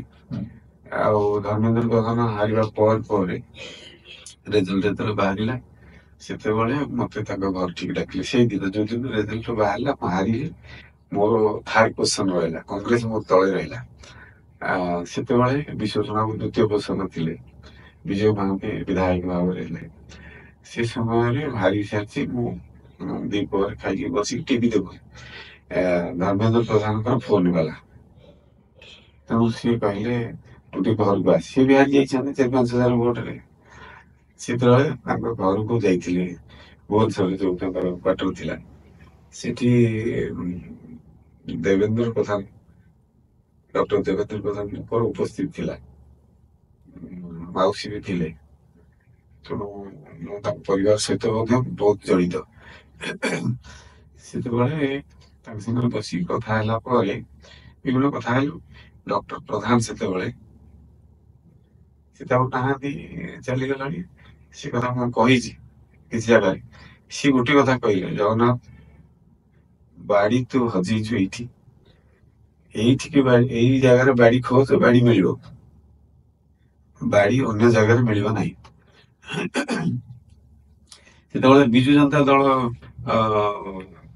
ସରକାରକୁ ଆସିଗଲାଣି। କୋଉଠି ନା କୋଉଠି ତାଙ୍କ ମନରେ ଥିଲା ଯେ ଜଗନ୍ନାଥକୁ ବିଜୁ ଜନତା ଦଳ କାଳେ ନେଇଯାଇପାରେ, ଏମିତି ଭାବନା ରଖିକି ସେ ସେଇଠି କହିଥିଲେ, ଜଗନ୍ନାଥ ବାଡି ଏଇଠି ହଜେଇଛୁ, ଏଇଠି ମିଳିବ, ବାଡି ଅନ୍ୟଠି ଖୋଜିଲେ ମିଳିବନି। ସେଇଥିରୁ ମୁଁ ବୁଝି ଯାଇଥିଲି, ମୁଁ ତାଙ୍କୁ ପ୍ରତିଶ୍ରୁତି ବି ଦେଇଥିଲି। ମୁଁ କହିଲି ଆଜ୍ଞା ମୁଁ ଜମା ବାଡି ଅନ୍ୟଠି ଖୋଜିବା ପାଇଁ କି ଚେଷ୍ଟା କରିବି ନାହିଁ, ଏଇଠି ବାଡି ଖୋଜିବି, ମୁଁ ଏଇଠି ପ୍ରତିଶ୍ରୁତି ଦେଇଥିଲି। ମୁଁ ଧର୍ମେନ୍ଦ୍ର ପ୍ରଧାନଙ୍କ ଉପସ୍ଥିତିରେ, ତାଙ୍କ ମାମାଙ୍କ ଉପସ୍ଥିତିରେ, ତାଙ୍କ ପରିବାରଙ୍କ ଉପସ୍ଥିତିରେ ଏ କଥା ଡକ୍ଟର ପ୍ରଧାନଙ୍କୁ କହିଥିଲେ। ସେବେଠୁ ପୁଣି ଆନ୍ତରିକତା ସହକାରେ ଦଳୀୟ କାର୍ଯ୍ୟରେ ପୁରା ଥିଲେ। ଦଳରୁ ସସ୍ପେଣ୍ଡ ହେଇଥିଲେ ବି ପ୍ରଥମେ ଅମିତ ଶାହ ଓଡିଶାକୁ ଆସିଥିଲେ, ମୋରି ଗାଡି ତଳି ପାରିଥିଲେ, ଧର୍ମେନ୍ଦ୍ର ପ୍ରଧାନଙ୍କର ନିର୍ଦ୍ଦେଶ କ୍ରମେ ସେ ବି ମୋରି ଗାଡିରେ ପୁରୀ ଯାଇକି ତାଙ୍କ ପୁଅ ଯିଏ ଜୟ ଶାହ ଏବେ ଅଛନ୍ତି, ସିଏ ବି ଆସିଥିଲେ, ଛୋଟଟି ହେଇଥିଲେ, ତାଙ୍କୁ ନେଇକି ପୁରୀ ଯାଇକି ମୋର ଡ୍ରାଇଭର ତାଙ୍କୁ ପୁରୀରୁ ପୁଣି ତାଙ୍କୁ ଦର୍ଶନ କରି ମହାପ୍ରଭୁଙ୍କର ପୁଣି ଛାଡିଥିଲେ। ସେ କେହି ଜାଣିନଥିଲେ 2012 ମସିହାରେ। 2013ରେ ଆପଣ ସେତେବେଳେ ନିଲମ୍ବିତ ଥିଲେ? ନିଲମ୍ବିତ ଥଇକି ପାର୍ଟିରେ କାମ କରୁଥିଲେ। ଯେତେ ନେତୃତ୍ୱ ଆସୁଥିଲେ, ଯୋଉ ହୋର୍ଡିଂ, ପାର୍ଟିର ହୋର୍ଡିଂ, ପାର୍ଟିର ପ୍ରଚାର ପ୍ରସାର ପାଇଁ ବ୍ୟାନର, ପୋଷ୍ଟର, ଏଗୁଡା ସବୁ ମୁଁ ହିଁ ମାଗୁଥିଲି, ଆଉ କେହି ନଥିଲେ। ଆଉ ମୋ ପାଖରେ କିଛି ଲୋକ ବଳ ଥିଲା। ମୋଦି ଯେତେବେଳେ ଆସିଥିଲେ 2013ରେ ଭୁବନେଶ୍ୱର ଏୟାରପୋର୍ଟକୁ, ପ୍ରଚାର କମିଟିର ଅଧ୍ୟକ୍ଷ ଯେତେବେଳେ ହେଲେ ଏବଂ ଆପଣ ଗୁଜୁରାଟର ମୁଖ୍ୟମନ୍ତ୍ରୀ ଥିଲେ, ସେତେବେଳେ ମହାପ୍ରଭୁଙ୍କର ଜଗନ୍ନାଥଙ୍କ ଦର୍ଶନ ପାଇଁ ପୁରୀ ଯେତେବେଳେ ଆସିଥିଲେ, ସେତେବେଳେ ମତେ ଦାୟିତ୍ୱ ଦେଇଥିଲେ ଧର୍ମେନ୍ଦ୍ର ପ୍ରଧାନ କିଛି ଲୋକଙ୍କୁ ଆଣିବାକୁ। ମୁଁ ସେତେବେଳେ ମାନେ 1,500 ଲୋକଙ୍କୁ ନେଇକି ଗୋଟେ ମୋଟର ସାଇକେଲ ରାଲି ବି କରିଥିଲି। ସେତେବେଳେ ଘୋଡା ନାଚ, ବିଭିନ୍ନ ବାଣ ବାଜା, ବିଭିନ୍ନ ପ୍ରକାର ବାଜା ଏସବୁ ନେଇକି ଯାଇଥିଲି। ପ୍ରତାପ ଷଡଙ୍ଗୀ ବି ସେତେବେଳେ ଥିଲେ, ସମୀର ଦେ ଥିଲେ, ଏମିତି ସବୁ ଆମେ ତାଙ୍କୁ ରିସିଭ୍ କରିଥିଲୁ ସ୍ୱତନ୍ତ୍ର ଭାବେ। ମୁଁ ପୁଣି ସେତେବେଳେ ପାର୍ଟିରେ ସସ୍ପେଣ୍ଡ ହେଇଥିଲି, କିନ୍ତୁ ପାର୍ଟି କାର୍ଯ୍ୟ କରୁଥିଲି। କାହିଁକି ନା ସେତେବେଳେ ତ ଦଳ ପାଇଁ କି, ଆଜି ସିନା ଦଳ ପାଇଁ ବହୁତ ଲୋକ ଭାଗିଗଲେଣି, ସେତେବେଳେ ବହୁତ କିଛି କଥା 13 ମସିହାର କଥା କହୁ, ଏମିତି କିଛି ଅବସ୍ଥା ନଥିଲା। ତେଣୁ ସେ ସମୟରେ ଧର୍ମେନ୍ଦ୍ର ପ୍ରଧାନଙ୍କର ନିର୍ଦ୍ଦେଶ କ୍ରମେ ଏଗୁଡା ସବୁ କରୁଥିଲି। ତେଣୁ ସେ ସମୟରେ ମତେ ଉତ୍ସାହ ଦେଇଛନ୍ତି ଧର୍ମେନ୍ଦ୍ର ପ୍ରଧାନ, ମତେ ଆହୁରି ପ୍ରୋତ୍ସାହନ ଦେଇଛନ୍ତି, ଗୋଟେ ଶକ୍ତି ଯୋଗେଇଲା ଭଳିଆ ଦେଇଛନ୍ତି। ଯାହାଫଳରେ ପୁଣି 14 ମସିହାରେ ଧର୍ମେନ୍ଦ୍ର ପ୍ରଧାନଙ୍କର ସହଯୋଗରେ, କେବି ସିଂହ ରାଜ୍ୟସଭା ଥିଲେ, ତାଙ୍କର ସହଯୋଗରେ ବିଶ୍ୱଭୂଷଣଙ୍କ ପାଖକୁ ଯାଇକି ପୁଣି ସବୁ କଥା ଆଲୋଚନା କରି ଦଳରେ ପୁଣି पुनर्ବାର ଆସିବା ତାପରେ ପୁଣି ସେଇ ବିଶ୍ୱଭୂଷଣ ହରିଚନ୍ଦନ ମୋ ନାଁକୁ ପ୍ରସ୍ତାବ ଦେଲେ। ଜଗନ୍ନାଥ ତାର ଇଚ୍ଛା ଅଛି ବିଧାନସଭା ଲଢୁ, ଆଉ ଦଳ ବିଚାରକୁ ନେଲା ପୃଥ୍ୱୀରାଜ ଚନ୍ଦ୍ର ସାଂସଦ ପ୍ରାର୍ଥୀ ହୁଅନ୍ତୁ। ଆମେ ସେତେବେଳେ ପୁଣି ପୃଥ୍ୱୀରାଜ ଚନ୍ଦ୍ର ମୁଁ ଦି ଭାଇ ଭଳିଆ ଲଢିଲୁ ଏକାଠି। ଆଉ ଗୋଟେ କଥା ଦେଖାଯାଏ ଜଗା ଭାଇ, ଦେବେନ୍ଦ୍ର ପ୍ରଧାନ, ଆପଣଙ୍କୁ ଡକ୍ଟର ଦେବେନ୍ଦ୍ର ପ୍ରଧାନ ଗୋଟେ କଥା କହିଥିଲେ, ବାଡ଼ି ଏଇଠି ହଜେଇଛୁ, ତୁ ଏଇଠି ଖୋଜ, ତତେ ତ ବାଡ଼ି ମିଳିବ। କିନ୍ତୁ ଆପଣ ବି ଜଣେ ଦଳର ନିଷ୍ଠାପର କର୍ମୀ। କିନ୍ତୁ 2024 ଇଲେକ୍ସନ ପୂର୍ବରୁ କୋଉଠି ନା କୋଉଠି ଗୋଟେ ଚର୍ଚ୍ଚା ହେଲା ଜଗନ୍ନାଥ ପ୍ରଧାନ ବିଜେପିକୁ ବାଏ ବାଏ କରିବେ। କ'ଣ ଥିଲା ପ୍ରକୃତ କାରଣ? ବିଜେଡି ଆପଣଙ୍କ ସହିତ ସମ୍ପର୍କରେ ଥିଲା, ନା ଆପଣ ଦଳରୁ ହ୍ୟୁମିଲେଟ୍ ହଉଥିଲେ, ନା ଶୀର୍ଷ ନେତୃତ୍ୱଙ୍କ ସହିତ ଆପଣଙ୍କର ତାଳମେଳ ରହୁନଥିଲା? ସେ ସମୟରେ ଦେଖନ୍ତୁ 2024 ନିର୍ବାଚନ ବୋଧେ ବର୍ଷେ ପାଖାପାଖି କି ଥିଲା, କି 8 ନା କେତେ ନଥିଲା, 10 ବର୍ଷ ପୂର୍ବରୁ, ଏତେ ବହୁତ ସମୟ ନଥିଲା। ମୁଁ ପାଖାପାଖି 4 ମାସ ଖଣ୍ଡେ ଦୂରେଇକି ରହିଲି ଦଳୀୟ କାର୍ଯ୍ୟକ୍ରମରୁ। ଏଇଥିପାଇଁ କି ଦଳ ଭିତରେ ଗୋଟେ ବିଶୃଙ୍ଖଳାର ବାତାବରଣ ବନିଗଲା। ଏଟା ରାଜଧାନୀ, ଦଳ ଆମ କାନ୍ଧରେ ପୁରା ରୋଡ ହେଇକି ଅଛି। ରାଜଧାନୀରେ ଆମେ ମୁଖ୍ୟ ଭାବରେ ଦଳକୁ କାନ୍ଧେଇ ନେଲା ଭଳିଆ ଦଳ ଆମ ଉପରେ ବିଶ୍ୱାସ ଭରସା କରିଛି, ଏବଂ ପ୍ରତ୍ୟେକ ଭାବେ ଆମେ ପୁଣି ବିଜୁ ଜନତା ଦଳ ସହିତ ରାଜଧାନୀରେ ଲଢେଇ କରୁଛୁ। ମୋର ଲକ୍ଷ୍ୟ ରହିଲା ଦଳକୁ କେମିତି ସଂଗଠିତ କରିବୁ, ଆଗକୁ ବଢିବୁ। ଆମେ କେତେ ସଫଳତା ପାଉଛୁ ନ ପାଉଛୁ, ଦଳ ମଜବୁତ ହେଇକି ରହିବ ରାଜଧାନୀରେ। ରାଜଧାନୀରେ ଗୋଟେ ସୋରିଷ ଫୁଟିଲେ ଯେମିତି ବିରାଟ ବଡ ଶବ୍ଦ ଆସିବ ଓଡିଶାରେ, ପାଣିରେ ଯେମିତି ଗୋଟେ ଟେକା ପଡିଲେ ଚାରିଆଡକୁ ଲହର ଖେଳିଯାଏ, ସେଇଭଳିଆ କଥା ରାଜଧାନୀ ମୁଖଶାଳା ଓଡିଶାର। ଏଠି ଯଦି ସାଂଗଠନିକ ଦୃଷ୍ଟିକୋଣରୁ ମଜବୁତ ହବନି, ବିଶୃଙ୍ଖଳିତ ରହିବ ଦଳ, ତାହେଲେ ଓଡିଶାରେ କଣ ହବ ଅବସ୍ଥା? ସେ ଦୃଷ୍ଟିକୋଣରୁ ମୋର ଟିକେ ଅଭିମାନ ରହିଲା। ନାଇଁ, ମୁଁ କିଛି ସମୟ ପାଇଁ କି ଏଥିରୁ ବିଚ୍ୟୁତ ରହିବି, ଦଳର ନେତୃତ୍ୱ କଣ ବୁଝୁଛନ୍ତି ବୁଝନ୍ତୁ। ସେ ବିଷୟରେ ଯେତେବେଳେ ଏ କଥାକୁ ନେଇକି ଥିଲି, ସେ ସମୟରେ ବିଜୁ ଜନତା ଦଳର କିଛି ନେତୃତ୍ୱ ମୋ ସହିତ ଯୋଗାଯୋଗ ରହିଲେ। ତେଣୁ ଏଇଟା ଗୋଟେ ପ୍ରୋପାଗାଣ୍ଡା ହେଇଗଲା ଯେ ବିଜୁ ଜନତା ଦଳକୁ ଇଏ କରି ସେ କରି। ମୋ ମନରେ ସେତେବେଳେ ନଥିଲା। ମୁଁ ଅପେକ୍ଷା କରିଥିଲି ମୋର ଉଚ୍ଚ ନେତୃତ୍ୱଙ୍କର କଥାକୁ ନେଇକି। ସେତେବେଳେ ଆମର ସଂଗଠନ ମନ୍ତ୍ରୀ ମାନସ ଭାଇ ଘରକୁ ଯାଇଥିଲେ, ବିପିନ ଭାଇ, ସୃଷ୍ଟି ଭାଇ, ଯେତେ ସମସ୍ତେ ଅଛନ୍ତି, ଜଗଦୀଶ ଭାଇ ମୋ ସହିତ ଆଲୋଚନା କରିଥିଲେ। ଯେ ଗୋଟେ ବିଚାର ପରିବାରର କଥା ମୋ ସହିତ ଆଲୋଚନା କରିଥିଲେ ଏ ବିଷୟକୁ ନେଇକି, ଆଉ ସମସ୍ତ ନେତୃତ୍ୱ ବି ମଧ୍ୟ ଆଲୋଚନା କରିଥିଲେ। ମୁଁ ଗୋଟିଏ ଯାହା କହିଥିଲି, ମୁଁ ସେଥିରେ ସଂଗଠନକୁ ମଜବୁତ କରିବାରେ ଯଦି ଆମ କାନ୍ଧରେ କାନ୍ଧେଇବା ପାଇଁ ଦେଇଛନ୍ତି ଦାୟିତ୍ୱ, ତାହେଲେ ଆମ ଉପରେ ଛଡା ଯାଉ। ବେଶୀ ଦଳରେ ଏମିତି କଥା ନ ହଉ ଯୋଉମାନେ କାର୍ଯ୍ୟକର୍ତ୍ତା ନିଜର ସ୍ୱାର୍ଥ ପାଇଁ କିଛି କଥା ବ୍ୟତିକ୍ରମ ଆଣୁଛନ୍ତି ସଂଗଠନ ଭିତରେ, ସେଟାକୁ ଟିକେ ବାରଣ କରାଯାଉ। ପର ମୁହୂର୍ତ୍ତରେ ସେ କଥା ସମ୍ଭବ ହେଇପାରିଲା। ପୁଣି ଆମକୁ ପୁଣି ଆଗେଇ ନେଲି। ଓଡ଼ିଶା ରାଜନୀତିର ଉଦିତ ସୂର୍ଯ୍ୟ, ଓଡ଼ିଶାର ବିକାଶ ପୁରୁଷ, ଆଧୁନିକ ଓଡ଼ିଶାର ବିକାଶ ପୁରୁଷ କହିଲେ ଅତ୍ୟୁକ୍ତି ହେବ ନାହିଁ, ଯିଏକି ଓଡ଼ିଶାକୁ ନେଇକି ସର୍ବଦା ଚିନ୍ତିତ। ଓଡ଼ିଶାର ଡେଭଲପମେଣ୍ଟ ପାଇଁ ଦିଲ୍ଲୀରେ ସବୁବେଳେ ଦାବି ଉପସ୍ଥାପନ କରନ୍ତି, ଆଉ ଓଡ଼ିଶାରେ ଆଜି ଯାହା କିଛି ବି ଡେଭଲପମେଣ୍ଟ ଦେଖୁଛନ୍ତି ସେଥିରେ ତାଙ୍କର ଅବଦାନ ଅତୁଳନୀୟ। ମୁଁ ତାଙ୍କ କଥା ହିଁ ଆପଣଙ୍କୁ କହୁଛି, ଯିଏକି ଆପଣଙ୍କର ଦ୍ୱିତୀୟ ଗୁରୁ, ଦ୍ୱିତୀୟ ରାଜନୈତିକ ଗୁରୁ, ଯାହାର ପ୍ରରୋଚନାରେ ଆଉ ଯାହାର ହାତ ଧରି ଆପଣ ଏପର୍ଯ୍ୟନ୍ତ ରାଜନୀତିର ବୈତରଣୀକୁ ପାରି ହେଉଛନ୍ତି। କିନ୍ତୁ 2019 ମସିହାରେ ଗୋଟେ ନୂଆ ଜିନିଷ ଦେଖିବାକୁ ମିଳିଥିଲା। ଆପଣଙ୍କ ଗୁରୁ ଆଜିର ସାଂସଦଙ୍କୁ, ଭୁବନେଶ୍ୱରର ସାଂସଦ ମହୋଦୟଙ୍କୁ ପ୍ରଶାସିକାରୁ ରାଜନେତା ବନେଇ ଦେଇଥିଲେ। ସେଥିରେ ତାଙ୍କର ବହୁତ ସହଯୋଗ ଥିଲା, ନିଜେ ମଧ୍ୟ ବହୁତ ପ୍ରଚେଷ୍ଟା କରିଥିଲେ କେମିତି ସାଂସଦ ମ୍ୟାଡାମ ଭୁବନେଶ୍ୱରକୁ ପ୍ରତିନିଧିତ୍ୱ କରିବେ। କିନ୍ତୁ ଅପରାଜିତା ଷଡ଼ଙ୍ଗୀ ସାଂସଦ ହେଲା ପରେ ତାଙ୍କର ଚାରିଆଡ଼େ ଚାହିଦା ରହିଲା, ସେ ଓଡ଼ିଶାର କୋଣ ଅନୁକୋଣରେ ବୁଲିବା ଆରମ୍ଭ କଲେ।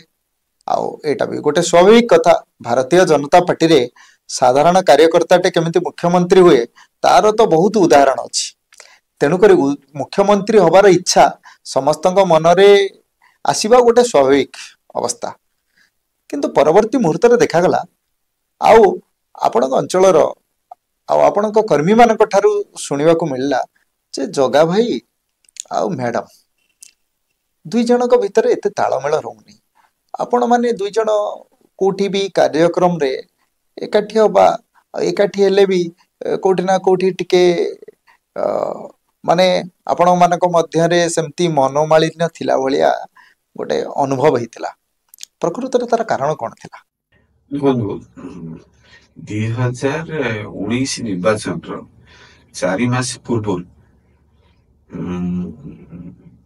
आम जो सांसद कहते अपराजिता षडंगी सी दल में मिसिले एवं दिल्ली रे मिसिले से बसंत पंडा आम राज्य सभापति थे हरिकृष्ण कुंटिया जिलार सभापति थे तार ठीक 3 वर्ष पूर्व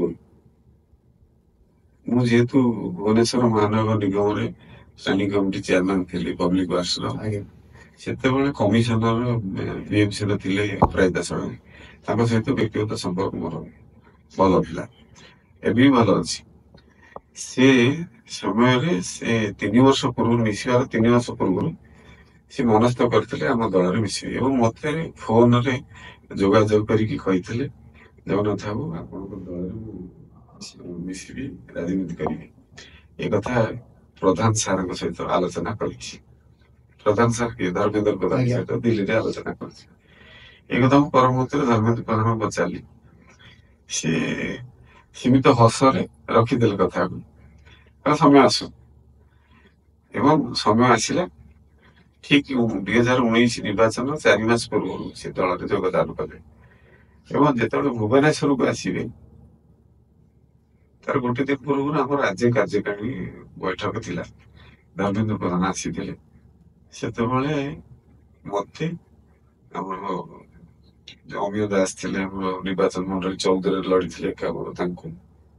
दिल्ली महांती जेहेतु 14 निर्वाचन लड़ी उत्तर आम 3 जन को डाक आलोचना कले भव्य स्वागत कर सी आम बड़ आसेट है भुवनेश्वर तुम मान बहुत भल निर्वाचन आगे एक कथा जो कहले परमुहूर्त आम बहुत भव्य स्वागत संबोधन करने चली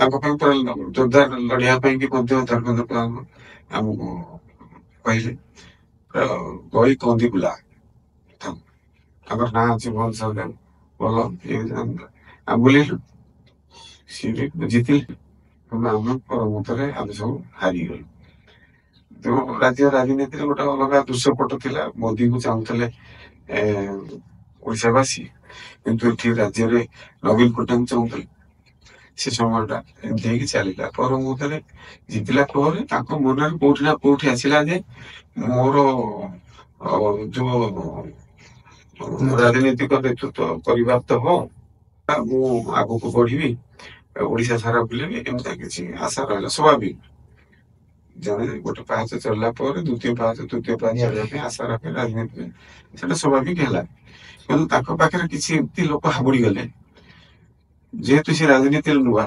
गोटे पथ भ्रष्ट कला भाया गोटे जगह नहीं गले आप मुख्यमंत्री हो पारे असुविधा किसी ना किंतु भारतीय जनता पार्टी को बुझी लोक तो जानते किए मुख्यमंत्री न हो पार भारतीय जनता पार्टी कहले किसी मागिले किसी मिले तो नजीर देखिए तेणु यहाँ भाग्यर विलंब नहीं पारे राजनैतिक दृष्टिकोण परिपक्वता दृष्टिकोण नेतृत्व मान विचार को नि ये कथा भारतीय जनता पार्टी थाए तेणु सी गोटे अभिलाष थे जोटा कि पर मुहूर्त एमती गोटे है धर्मेंद्र प्रधान मुख्यमंत्री हे किसी लोक मन आसला तेणु ये गोटे से दाबीदार है तेणु किसी जो मैंने थे शुभेच्छु जोड़ी होते नुआ नुआ ସିଏ ତାଙ୍କୁ ଏମିତିଆ ବାଟକୁ ନେଇଗଲେ ଯେ ଗୋଟେ ଗୋଟେ କମ୍ୟୁନିକେସନ ଗ୍ୟାପ ରହିଲା ଦଳ ସହିତ, ଗୋଟେ ନେତୃତ୍ୱ ସହିତ ମିସଅଣ୍ଡରଷ୍ଟାଣ୍ଡିଂ ରହିଲା।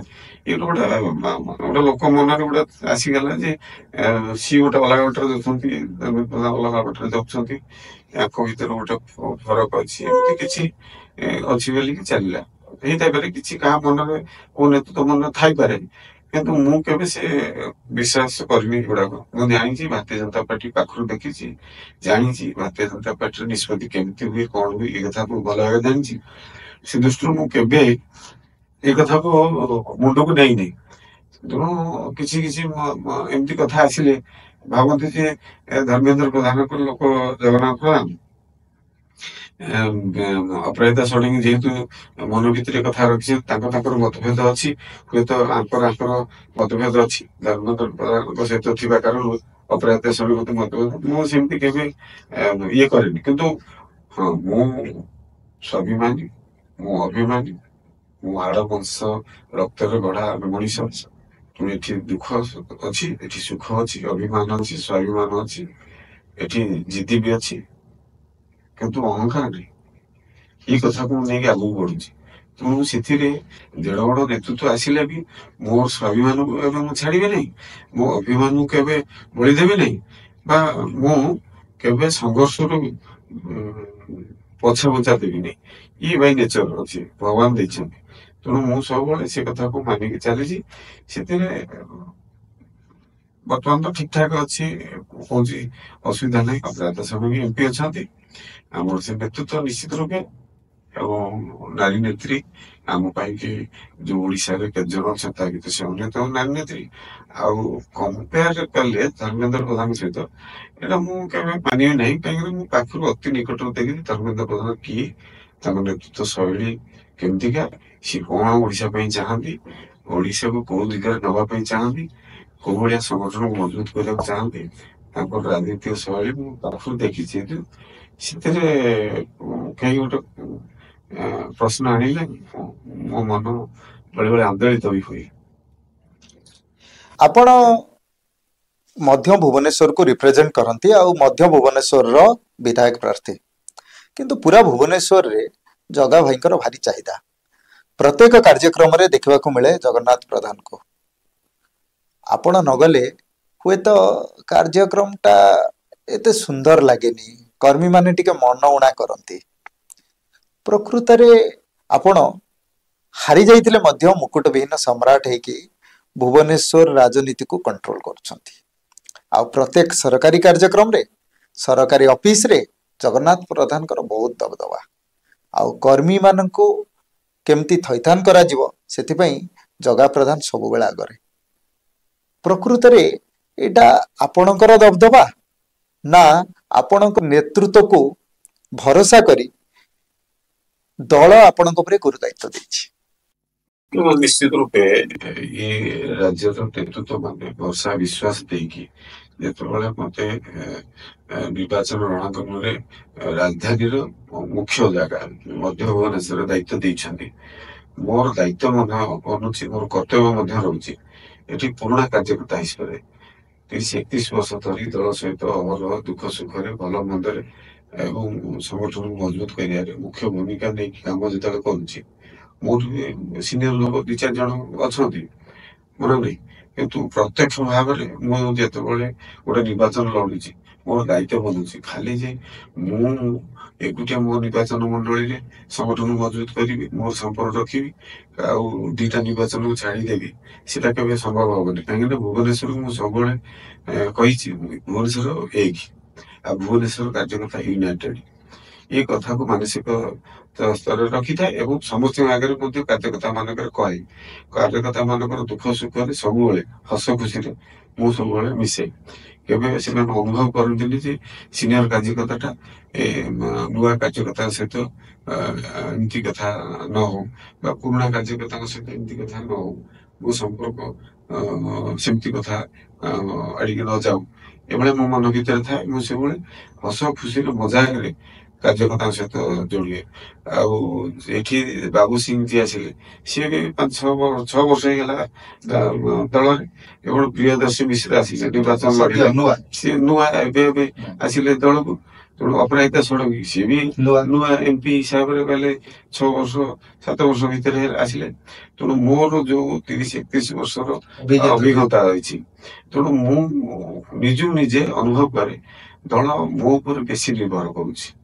ମୋର କାର୍ଯ୍ୟଶୈଳୀ, ମୋର କର୍ତ୍ତବ୍ୟ, ମୋର ନିଷ୍ଠାପରତା, ମୋର ଲକ୍ଷ୍ୟ ଏଭଳିଆ ହେବା ଦରକାର ଯେ ଦଳକୁ ଆଞ୍ଚ ନ ଆସୁ, ଦଳକୁ ଆହୁରି ଅଧିକ ମଜବୁତ କରୁ, କାର୍ଯ୍ୟକର୍ତ୍ତା ମନରେ ଦୁଃଖ ନ ଆସୁ ଯେ ପୁରୁଣା କାର୍ଯ୍ୟକର୍ତ୍ତା ଥାଇକି ମଧ୍ୟ ଆମେ କିଛି ଅସୁବିଧା ଭୋଗୁଛୁ, କିଛି ଆମର ଏଭଳିଆ କଥା ହେଇପାରୁନି, ଏଭଳିଆ କଥା ଯେମିତି ଅନୁଭବ ନ ଆସୁ ସେ ଦୃଷ୍ଟିରୁ ମୁଁ ସବୁବେଳେ ସବୁ କାର୍ଯ୍ୟକର୍ତ୍ତାଙ୍କୁ ମନ ଜିଣିଆ ଭଳିଆ ମୁଁ ସବୁବେଳେ ହସ ଖୁସିରେ ମଜାକ କରେ। ନୂଆ କାର୍ଯ୍ୟକର୍ତ୍ତା ହୁଅନ୍ତୁ ପୁରୁଣା କାର୍ଯ୍ୟ ମୁଁ ମଜାକ କରେ।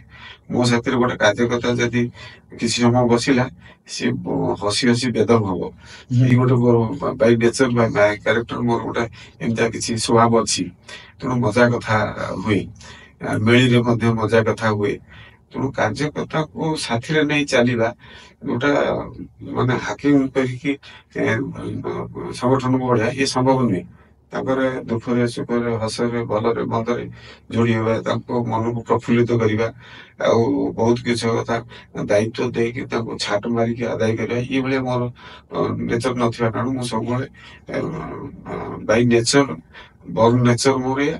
ମୁଁ ହସି ଖୁସିରେ ସାଙ୍ଗସାଥି ଭଳିଆ, ଯେତେ ମୋର ଉଚ୍ଚ ବୟସ୍କ କାର୍ଯ୍ୟକର୍ତ୍ତା ବନ୍ଧୁ ହେଇଥାନ୍ତୁ କି ମୋଠୁ ଆହୁରି କମ ବୟସର କାର୍ଯ୍ୟକର୍ତ୍ତା ହେଇଥାନ୍ତୁ, ମୁଁ ସବୁବେଳେ ସାଙ୍ଗ ଭଳିଆ ଚଳେ। ଆଉ ହସ ମଜାକରେ ଇଏ ଦିଏ, ଗୁରୁତ୍ୱ ମନ ଭିତରେ ଥାଏ କିନ୍ତୁ ତାକୁ ଶୋ କରେନି ବେଶୀ। ମୁଁ ମୋର ବାଇ ନେଚର ଏଇଟା, ମୁଁ ବେଶୀ ଶୋ କରେନି, ମୁଁ ଏମିତି ଗୁରୁତ୍ୱ ଦେଇକି ସଂଗଠନ କରିବା।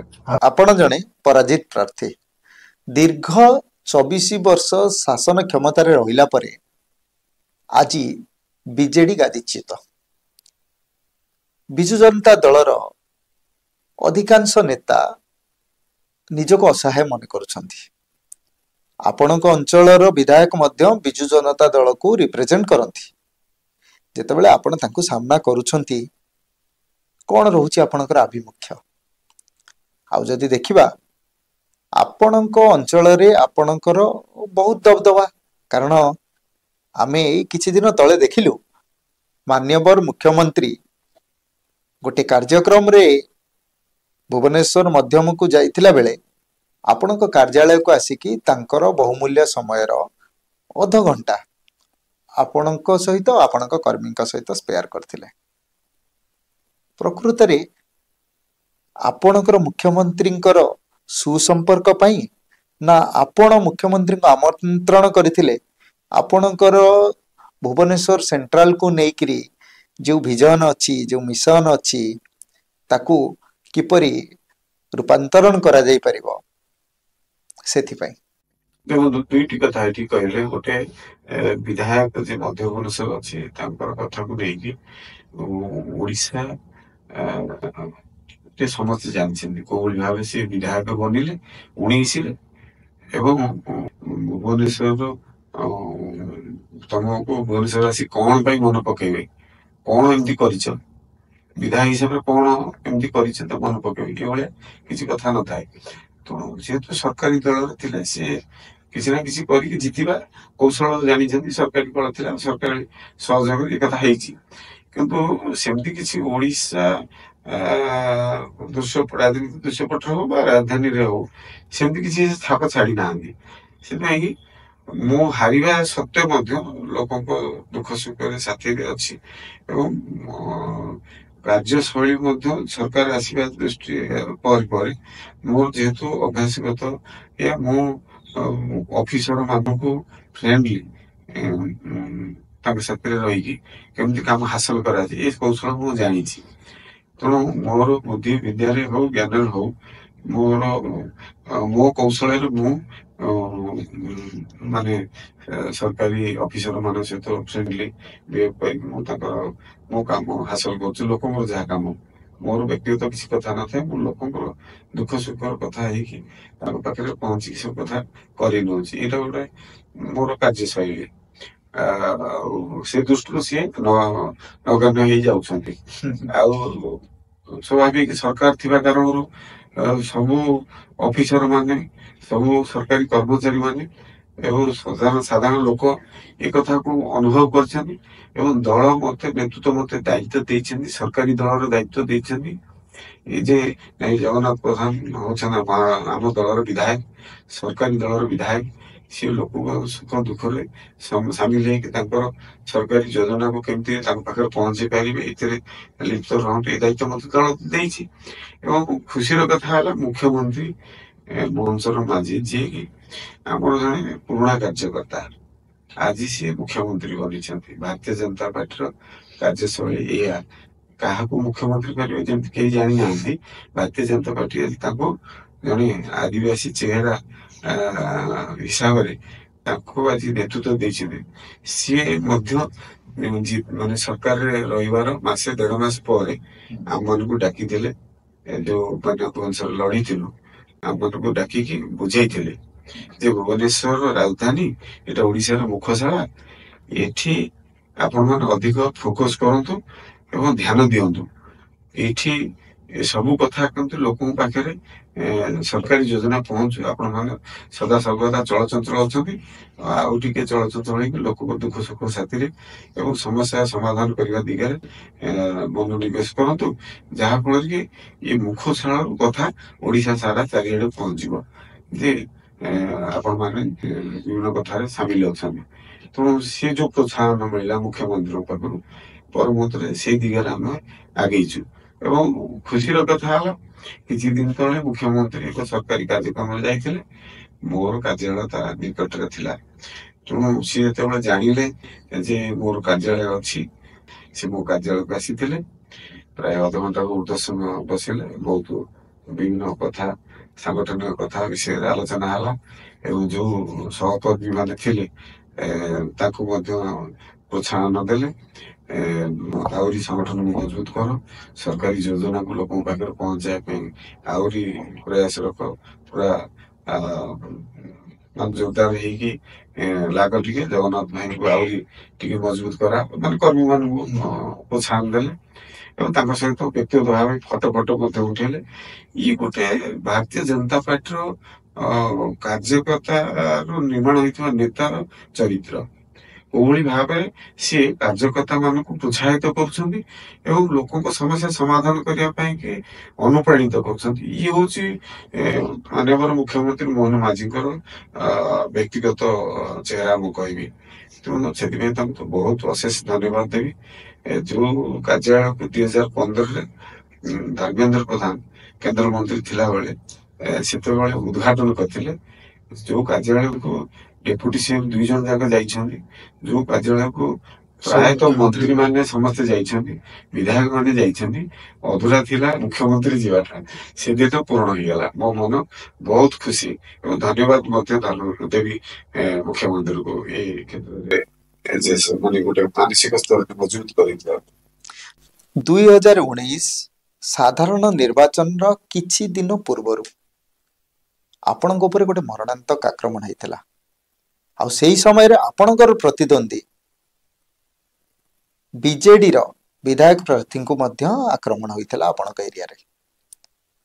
ଆଉ ଅଭିଯୋଗ ଥିଲା ଜଗନ୍ନାଥ ପ୍ରଧାନ ନିର୍ବାଚନର ରଣାଙ୍ଗନକୁ ପାର ହେବା ପାଇଁ ଆକ୍ରମଣ ନିଜ ଉପରେ କରାଇଛନ୍ତି ଆଉ ଅପୋଜିସନ ଉପରେ ମଧ୍ୟ କରାଇଛନ୍ତି।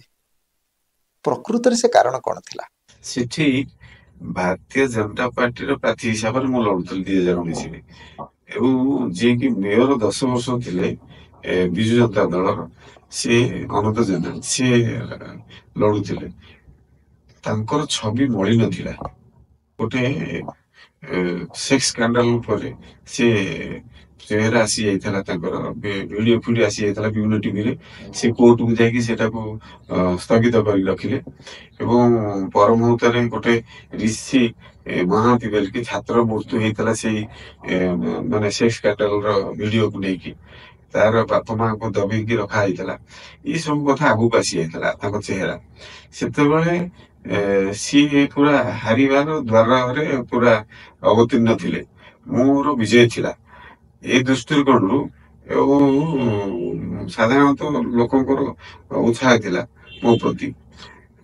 ସେଇଟାକୁ କେମିତି ପ୍ରତିହତ କରାଯିବ, ଏଇଟା ଗୋଟେ ସରକାରୀ ସ୍ତରର ଗୋଟେ ବିଜୁ ଜନତା ଦଳର ଗୋଟେ ଷ୍ଟ୍ରାଟେଜି ରହିଲା। ଏବଂ ସେତେବେଳେ ପାଣ୍ଡିଆନ ବିଶେଷ ଭାବେ ଧ୍ୟାନ ଦଉଥିଲେ କେମିତି ବିଜୟୀ ଭାରତୀୟ ଜନତା ପାର୍ଟି ଏଠି ହବନି। ସେଟା ଗୋଟେ ତାଙ୍କର ଗୋଟେ ରଚନାତ୍ମକ ନାଟକ ଥିଲା। ଆଗ ମୋର ଗାଡି ଉପରେ ଆଟାକ୍ କଲେ 8 ନମ୍ବର ଅଞ୍ଚଳରେ, ଯୋଉଠି ଅନନ୍ତ ଜେନାଙ୍କର ତାଙ୍କର କର୍ପୋରେସନ ସେତେବେଳେ ଥିଲା, ସେ ୱାର୍ଡ କର୍ପୋରେଟର ହେଇଥିଲେ। ସେ ଅଞ୍ଚଳରେ ମତେ ଆଟାକ୍ କରଲା ମୋ ଗାଡିକି। ପର ମୁହୂର୍ତ୍ତରେ ମୁଁ ଯାଇଛି ଥାନାକୁ ସେଠି ଅଧଘଣ୍ଟା ପରେ ମୁଁ ଶୁଣୁଛି ଆମର ଯୋଉ ଗ୍ରାମାଞ୍ଚଳ ଅଛି ଝାରପଡା ଅଞ୍ଚଳରେ ଗୋଟେ ଗାଡିରେ, ଛୋଟ ମାରୁତି ଗାଡିରେ ଆସିକି ତାଙ୍କୁ କିଏ ଆଟାକ୍ କରିଥିଲେ। ଇଲେକ୍ସନ ସମୟରେ ମାରୁତି ଗାଡିରେ ତ କେହି ବୁଲିବା, ତାଙ୍କ ଗାଡିଟାକୁ ମାନେ ଏଇଟା ଦେଖନ୍ତୁ, ମାନେ ବିଚିତ୍ର କଥା ହେଲା, ତାଙ୍କର ଯୋଉ ସ୍କର୍ପିଓ ଥିଲା ସେ ଗାଡିଟାକୁ କିଛି ଦୂର 200 ମିଟର ଆଗରେ ଥୋଇଛନ୍ତି। ଆଉ ଗୋଟେ ଗାଡିରେ ମାନେ ଭଙ୍ଗା ଧୋଦରା ଗାଡିରେ ଆସିଛନ୍ତି ଇଏ କରିକି। ପୁରା ରଚନା ନାଟକ ରଚନା କରାଯାଇକି ହେଇଛି ଏଇଟା। ତେଣୁ ମୁଁ ସେଠି ମୋ ଉପରେ ଆଟାକ୍ କଲେ କାଳେ ସେଟା ବିପରୀତ ହେଇଯିବ, ତୁରନ୍ତ ତାର କିଛି ସମୟ ପରେ ସିଏ ଆସିକି ଅନ୍ଧାରରେ, ସେତେବେଳେ ବର୍ଷା ଫର୍ଷା ହେଇକି ଲାଇନ କଟି ଯାଇଥିଲା, ସେତେବେଳେ ତାଙ୍କ ଗାଡିକି କିଏ ମାନେ ନିଜେ ପରମୁହୂର୍ତ୍ତରେ ଧରା ପଡିଲେ, ନିଜେ ତାକୁ ଇଟାରେ ଛେଚିଛନ୍ତି। ସୁନଫଟକା ଯୋଉ ବମ୍ ଅଛି ତାକୁ ଗାଡି ଉପରେ ପକେଇଛନ୍ତି 2-3ଟା, ସାଉଣ୍ଡ କରେଇକି ଗିଟାର ଛେଚିକି ନିଜେ ବ୍ଲଡ ବ୍ୟାଙ୍କରୁ ରକ୍ତ ପ୍ୟାକେଟ ନେଇକି ଯାଇଥିଲେ, ବଳି ହେଇଛନ୍ତି। ସେ ପୁରା ଧରା ପଡିଛନ୍ତି। ପ୍ରଥମ ଫେଜରେ ସାର୍ଟକୁ ଚିରିଛନ୍ତି, ମାନେ ଚିରା ନଥିଲା ସାର୍ଟ, ରକ୍ତ ଲାଗି ନଥିଲା, କିଛି ହେଇନଥିଲା। ତେଣୁ ସେଇଟା ପିକ୍ଚର ଆସିଗଲା। ଯୋଉମାନେ ସେ କଥା କରିଥିଲେ ସେଇମାନେ ପର ମୁହୂର୍ତ୍ତରେ ସେ ଭିଡିଓ ପଠେଇଦେଲେ ଆମ ପାଖକୁ। ରାତି 1 ଖଣ୍ଡେ ହବ, 12ଟା 1 ହବ। ସେତେବେଳେ ପୁଣି ତାଙ୍କର ଚେହେରା ଆସିଲା, ରକ୍ତରେ ଜୁଡୁବୁଡେଇଛନ୍ତି, ମୁଣ୍ଡରେ ବାଜିଛି, ରକ୍ତାକ୍ତ ହେଇଛନ୍ତି, କାନ୍ଦୁଛନ୍ତି। ସେ ଗୋଟେ ପିକ୍ଚର ଆସିଗଲା। ତେଣୁ ୟାକୁ ଆମେ ନେଇକି ପରମୁହୂର୍ତ୍ତରେ ସତ୍ୟତା ଥୋଇଲୁ। କିନ୍ତୁ ସେ ସମୟ ସାପେକ୍ଷ ନଥିଲା, ଏଇଥିପାଇଁ କି ଯୋଉ ସମୟରେ ଏଇଟା ହେଲା ସେତେବେଳେ ନିର୍ବାଚନ ପ୍ରଚାର ପ୍ରସାର ସରିଲା, ଜଷ୍ଟ ସରିଲା, ତାର ଶେଷ ଦିନରେ ଏ କଥାକୁ କରିଛନ୍ତି ସନ୍ଧ୍ୟାବେଳେ। ଯେହେତୁ କଲେ ନିର୍ବାଚନ ପ୍ରଚାର ପ୍ରସାର ସରିଗଲା, ଆଉ କେହି ପ୍ରଚାର ପ୍ରସାର କରିବେନି। ପର ମୁହୂର୍ତ୍ତରେ ସିଏ ଯାଇକି 6 ନମ୍ବର କ୍ୟାପିଟାଲ ହସ୍ପିଟାଲରେ ଆଡମିଟ ହେଲେ ଏବଂ ମୁଣ୍ଡରେ ଗୋଟେ ଇଏ କରିକି ମାନେ କେତେଟା 25ଟା ଷ୍ଟିଚ୍ ନା କଣ ଲାଗିଛି ବୋଲି ଘୋଷଣା କଲେ। ଆଇସିୟୁରେ ପଡିକି ରହିଲେ ସେଦିନ ରାତିରେ, ଏବଂ ତାଙ୍କୁ ମୁଖ୍ୟମନ୍ତ୍ରୀ ସକାଳେ ଦେଖିବାକୁ ଗଲେ ଏବଂ ବାଇଟ ଦେଲେ ମୋ ବିରୁଦ୍ଧରେ। ନବୀନ ପଟ୍ଟନାୟକ ନିଜେ ଯାଇକି ତାଙ୍କୁ ଦେଖିଲେ, ଡାଇରେକ୍ଟ ଟେଲିକାଷ୍ଟ ହେଲା। ମୋ ବିରୁଦ୍ଧରେ ନବୀନ ପଟ୍ଟନାୟକ କହିଲେ ମୁଁ ଏଇଭଳିଆ କାଣ୍ଡ କରିଛି ବୋଲି। ତେଣୁ ନବୀନ ପଟ୍ଟନାୟକ ଓଡିଶାବାସୀ ସେତିଟା ଭଲ ପାଉଥିଲେ, ବିଶ୍ୱାସ କରୁଥିଲେ। ତାପରେ ଏ କଥା ଯେତେବେଳେ ହେଲା, ଆଉ ପ୍ରଚାର ପ୍ରସାର ହେଇପାରିବନି, ତାଙ୍କର ଟେଲିକାଷ୍ଟ ହେଲା ଏଇଗୁଡାକ, ବାରମ୍ବାର ଦେଖେଇଲା ବେଳେ ଯୋଉ ବସ୍ତି ବାସିନ୍ଦାଙ୍କ ମନରେ ଆସିଲା ଏ କଥା। ସକାଳୁ ନିର୍ବାଚନ ଦିନ ଇଏ ଅନନ୍ତ ଜେନା ଦୁଆର ଦୁଆର ବସ୍ତିରେ କାନ୍ଦିକି ବୁଲିଲେ, ପୁରା ଇଏ ପଟି ଫଟି ଭିଡିକି ପୁରା ଇଏକି ଜଗନ୍ନାଥ ପ୍ରଧାନ ଦେଖ କେମିତି ମତେ କରିଛନ୍ତି ଅବସ୍ଥା, ଇଏ କରି କାନ୍ଦିକି ବୁଲିଲେ, ବସ୍ତି ବସ୍ତି ବସ୍ତି ବସ୍ତି ବୁଲିଲେ। ଏବଂ ଯୋଉ ବୁଥ ସେଣ୍ଟରକୁ ପଳେଇଲେ, ସେଠି ଇଏ କଲେ, ସେ ବି ବିଚଳିତ ହେଇଗଲେ, ଭୋଟର ବି ଏମିତି କଣ ହେଇଛି ସବୁ ସେଟା ବାଜୁଥାଏ, ପ୍ରଭାବିତ କଲେ। ଏଇ ସବୁ ଯେତେବେଳେ ପ୍ରକ୍ରିୟା ପୁରା ନାଟକ ରଚେଇକି କଥା କଲେ, ଆଉ ମୁଁ ତ ହାରିବା ସୁନିଶ୍ଚିତ ହେଇଗଲା। ମୁଁ ସେତେବେଳେ ପ୍ରାୟ ହାରିଗଲେ 10,000 କେତେ ଭୋଟରେ। ଆପଣଙ୍କ ଆଉ କିଛି ରାଜନୈତିକ ପ୍ରଶ୍ନ, ତାପରେ ମୁଁ ଯିବି ଆପଣଙ୍କ ବ୍ୟକ୍ତିଗତ ଜୀବନ ବିଷୟକୁ। ଦେଖୁ ଦେଖୁ ବର୍ଷେ ହେଇଗଲା, ଆପଣ ଏବେ ଶାସନ ଗାଦିରେ, ଆପଣଙ୍କ ସରକାର ଏବେ ଓଡ଼ିଶାକୁ ଶାସନ କରୁଛି, ଆପଣ ତାକୁ କେତେ ରେଟିଂ ଦେବେ? ଦେଖନ୍ତୁ, ମୁଁ ତ 100% ରେଟିଂ ଦେବି। ଯାହା ନିର୍ବାଚନ ପୂର୍ବରୁ ପ୍ରତିଶ୍ରୁତି ଦିଆଯାଇଥିଲା ପ୍ରାୟ ମୁଖ୍ୟ ସମସ୍ୟାର ସମାଧାନ ହେଇସାରିଛି। ଚିଟଫଣ୍ଡ ପଇସା ଦେଖନ୍ତୁ ମୁଁ କହୁଛି ଗୋଟି ଗୋଟି କରି କହୁଛି। ମୁଖ୍ୟ କଥା ଥିଲା ମହାପ୍ରଭୁଙ୍କର ଆଶୀର୍ବାଦରେ ଏଇ ସରକାର ଆସିଛି। ମହାପ୍ରଭୁଙ୍କ ଚାରିଦ୍ୱାର ଖୋଲା ହେଲା। ଆଜ୍ଞା ତାଙ୍କର ଅମଳ ଭଣ୍ଡାର ଗଣତି ଗଣତି କଥାକୁ ନେଇକି ସିଏ ବି ତାଲା ପଡିଥିଲା, ତାଲା ହଜି ଯାଇଥିଲା କହୁଥିଲେ ବିଗତ ସରକାର। ସେ କୋଉ ଭଳିଆ ଅବସ୍ଥାରେ ରଖିଥିଲେ ସେଟା ମଧ୍ୟ ଖୋଲା ହେଲା। ତାର ପରେ ଚାଷୀ ମାନଙ୍କୁ ପ୍ରତିଶ୍ରୁତି ଦିଆଯାଇଥିଲା, ଯୋଉଟା କି 2016ରେ ନବୀନ ପଟ୍ଟନାୟକ ସରକାର ଥିବା ସମୟରେ ସମ୍ଭବ କରିନଥିଲେ 100 ଟଙ୍କା MSP ଚାଷୀ ମାନଙ୍କୁ ଦେବା ପାଇଁ କହିକି କରେଇ ନଥିଲେ। 2024ରେ ସରକାର ଆସିଲା ଯେତେବେଳେ ଏ ପ୍ରତିଶ୍ରୁତି ପାଳନ କଲେ ମୋହନ ମାଝୀଙ୍କ ସରକାର, ଆମ ସରକାର, ଡବଲ ଇଞ୍ଜିନ ସରକାର, 800 ଟଙ୍କା ବୋନସ MSP ଆକାରରେ ଦିଆଗଲା। କେନ୍ଦ୍ର ଦଉଛି 2300 ଟଙ୍କା, ଆମେ ଓଡିଶା ସରକାର 800 ଟଙ୍କା ଦେବେ। 3100 ଟଙ୍କା ଧାନ କୁଇଣ୍ଟାଲ ପିଛା ଦିଆଗଲା ଚାଷୀ ମାନଙ୍କୁ। ଏବଂ ତାପରେ ମହିଳା ମାନଙ୍କୁ ସଶକ୍ତିକରଣ କରିବା ପାଇଁ କି ଯୋଉ ପ୍ରତିଶ୍ରୁତି ଦିଆଯାଇଥିଲା ଯେ ଆମେ 50,000 ଟଙ୍କା ମହିଳା ମାନଙ୍କୁ ସଶକ୍ତିକରଣ ଦିଆହେବା ପାଇଁ କି କରାଯିବ, 1 କୋଟିରୁ ଉର୍ଦ୍ଧ୍ୱ ମହିଳାଙ୍କୁ ଦିଆଯିବ। ଆଜି ଦେଖନ୍ତୁ ତାହା ମଧ୍ୟ ସମ୍ଭବ ହେଇପାରିଲା। ବର୍ଷକୁ 10,000, 2ଟି କିସ୍ତିରେ 5,000 ଲେଖା ସୁଭଦ୍ରା ଯୋଜନାରେ ଆମେ କରୁଛୁ, 5 ବର୍ଷରେ 50,000 ଏ କଥା। ଯୋଉ ପ୍ରତିଶ୍ରୁତି ଥିଲା ଆୟୁଷ୍ମାନ ଯୋଜନା ଲାଗୁ କରିବୁ ଆମେ ଆସିଲେ, ତାକୁ ମଧ୍ୟ ଲାଗୁ କଲେ। କିଛି ବ୍ୟତିକ୍ରମ ଥାଇପାରେ, ପରମୁହୂର୍ତ୍ତ ତା ସମାଧାନ ହବ, କିନ୍ତୁ ଲାଗୁ କରାହେଇଗଲା। ଆଜି ଓଡିଶା ଲୋକଙ୍କ ପାଖରେ ଘରଟିଏ ଯୋଉଠି ପହଞ୍ଚିନି, ଯୋଉ ଲୋକ ଅଭାବରେ ରହିছে ତାଙ୍କ ପାଇଁ କେମିତି ଘରଟି ପହଞ୍ଚି ପାରିବ, ତାକୁ କେମିତି ତ୍ୱରିତ କରାଯିବ, ଏ କଥାକୁ ନେଇକି ମଧ୍ୟ ସ୍ୱତନ୍ତ୍ର ଯୋଜନା କରି ମୁଖ୍ୟମନ୍ତ୍ରୀ ଘର ଯୋଗାଉଛନ୍ତି। ଏବଂ ପ୍ରଧାନମନ୍ତ୍ରୀ ଆବାସ ଯୋଜନାରେ ବ୍ୟତିକ୍ରମ ଯୋଉ ଥିଲା, ଆନ୍ତରିକତା ନଥିଲା ନବୀନ ସରକାର ଦେବା ପାଇଁ କି ମୋଦିଙ୍କର ନାଁ ହେଇଯିବ ବୋଲି, ଏ କଥାକୁ ନେଇକି ମଧ୍ୟ ସେଥିରେ ତ୍ୱରିତ କରାଯାଇଛି। ଆମେ କେମିତି ଆମ ସମୟରେ ପ୍ରଧାନମନ୍ତ୍ରୀ ଆବାସ ଯୋଜନା ଘର ଗୁଡ଼ିକ ଦିଆଯିବ। ଇଏ ସବୁ ଗୁଡିକ ଦେଖନ୍ତୁ କେତେ କମ ସମୟ ଭିତରେ, 9 ମାସ ପୂର୍ବା ଭିତରେ ଏ ସବୁ ଗୁଡାକ ଆମେ କରିକି ଦେଖେଇଲୁ। ତେଣୁ ଆଉ କିଛି କିଛି ଯୋଉ ପ୍ରତିଶ୍ରୁତି ଦିଆଯାଇଛି ପରମୁହୂର୍ତ୍ତରେ ଏଗୁଡା ସବୁ ହେଇଯିବ। 5 ବର୍ଷ ସମୟ ଦେଇଛନ୍ତି ଲୋକମାନେ, ତା ପୂର୍ବରୁ ବହୁତ କିଛି କଥା ହେଇଯିବ। ଆପଣ ଚାକିରି କ୍ଷେତ୍ରରେ ଦେଖନ୍ତୁ, ଯୁବକ ମାନଙ୍କୁ ଆମେ ଡାଇରେକ୍ଟ ଓଡିଶା ସରକାରଙ୍କ ପକ୍ଷରୁ 24,000ରୁ ଉର୍ଦ୍ଧ୍ୱ ନୂଆ ରିକ୍ରୁଟମେଣ୍ଟ କରିଲୁ, ନୂଆ ଯୁବକ ମାନଙ୍କୁ ଚାକିରି ଦେଲୁ। ଏବଂ MAU କରିକି ବିଗତ ସରକାର ଖାଲି ପ୍ରଚାର ପ୍ରସାର କରୁଥିଲେ, ଗୋଟେ ଇଣ୍ଡଷ୍ଟ୍ରି ସ୍ଥାପିତ କରିପାରିଲେନି ଠିକ ସେ, କୌଣସି ପ୍ରକାର ପ୍ରଡକ୍ସନ ବଜାରକୁ ଆସିପାରିଲାନି। ଏ କଥା ସମ୍ଭବ କରି ଦେଖେଇଲେ ମୋହନ ମାଝୀ ନିଜେ ଦିଲ୍ଲୀରେ ଏକ ରୋଡ ଶୋ ମାଧ୍ୟମରେ 1,03,090 କୋଟି ଟଙ୍କାର MAU ପ୍ରସ୍ତାବ କଲେ। ତାକୁ ସେ ତା ଦ୍ୱାରା ପାଖାପାଖି 96,000 ନିଯୁକ୍ତି, ନୂଆ ନିଯୁକ୍ତି, ଡାଇରେକ୍ଟ ନିଯୁକ୍ତି ମିଳିବ।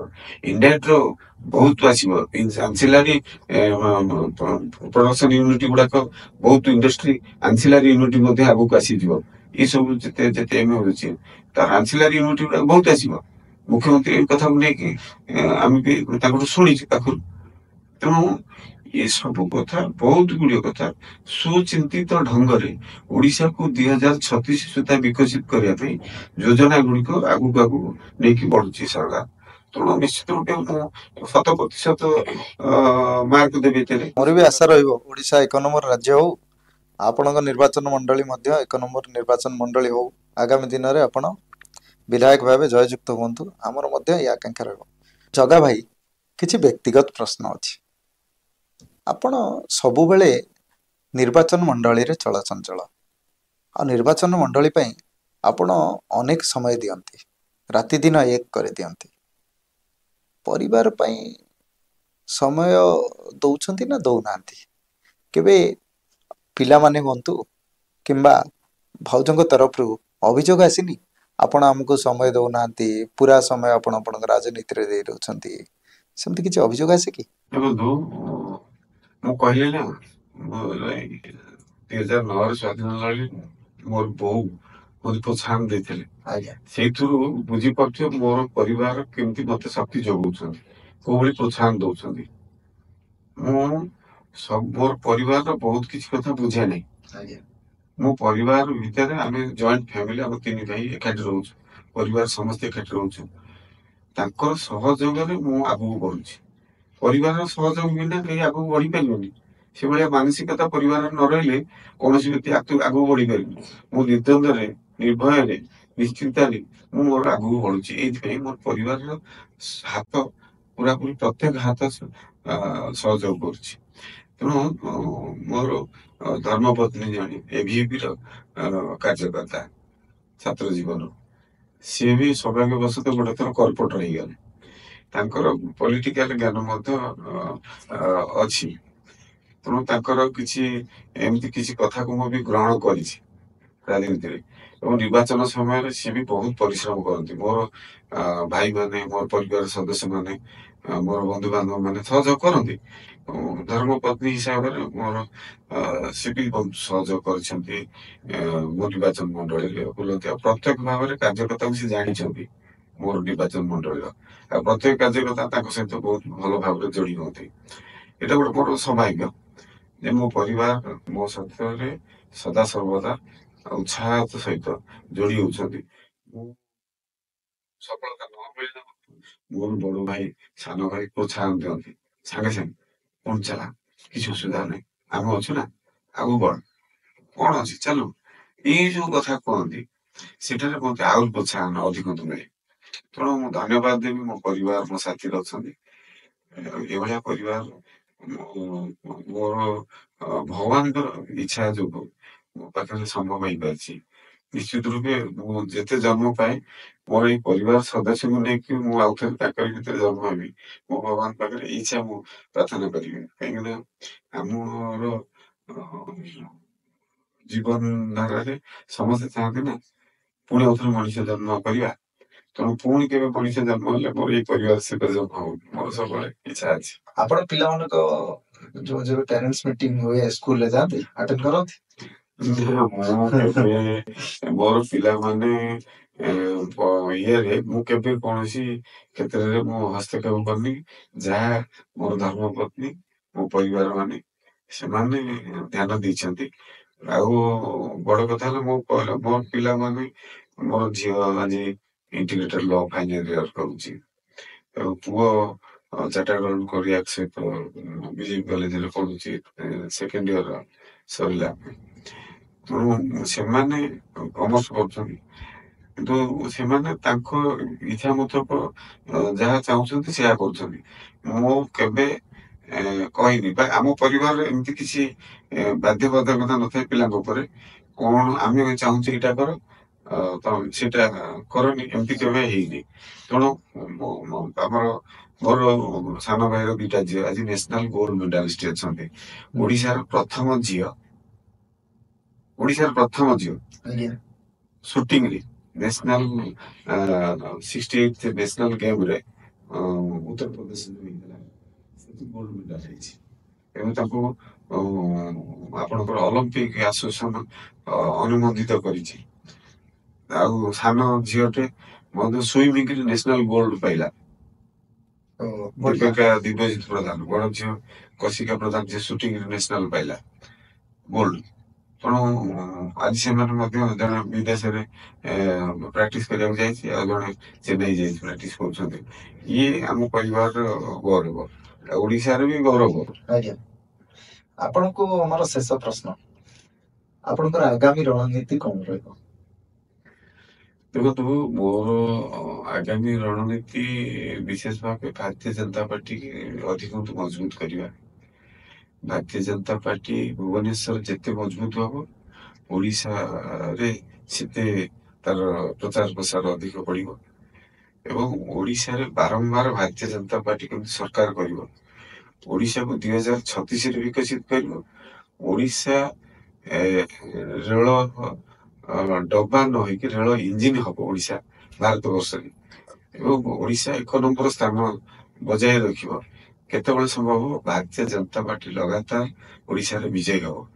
ଏ କଥାକୁ କରିବା ପାଇଁ ହେଲେ ରାଜଧାନୀକୁ ଆହୁରି ସଶକ୍ତ, ଆହୁରି ମଜବୁତ ଆହୁରି ଶକ୍ତିଶାଳୀ ଦଳୀୟ ଦୃଷ୍ଟିକୋଣରୁ ସାଙ୍ଗଠନିକ ଦୃଷ୍ଟିକୋଣରୁ କରିବାକୁ ପଡିବ ଏବଂ ଓଡିଶା ସରକାରଙ୍କର ଯୋଉ ନୀତିଗତ କାର୍ଯ୍ୟଶୈଳୀ ଅଛି ତାକୁ କେମିତି ଲୋକଙ୍କ ପାଖରେ ପହଞ୍ଚା ଯାଇପାରିବ ଇଏ ହଉଛି ମୂଳ ଲକ୍ଷ୍ୟ।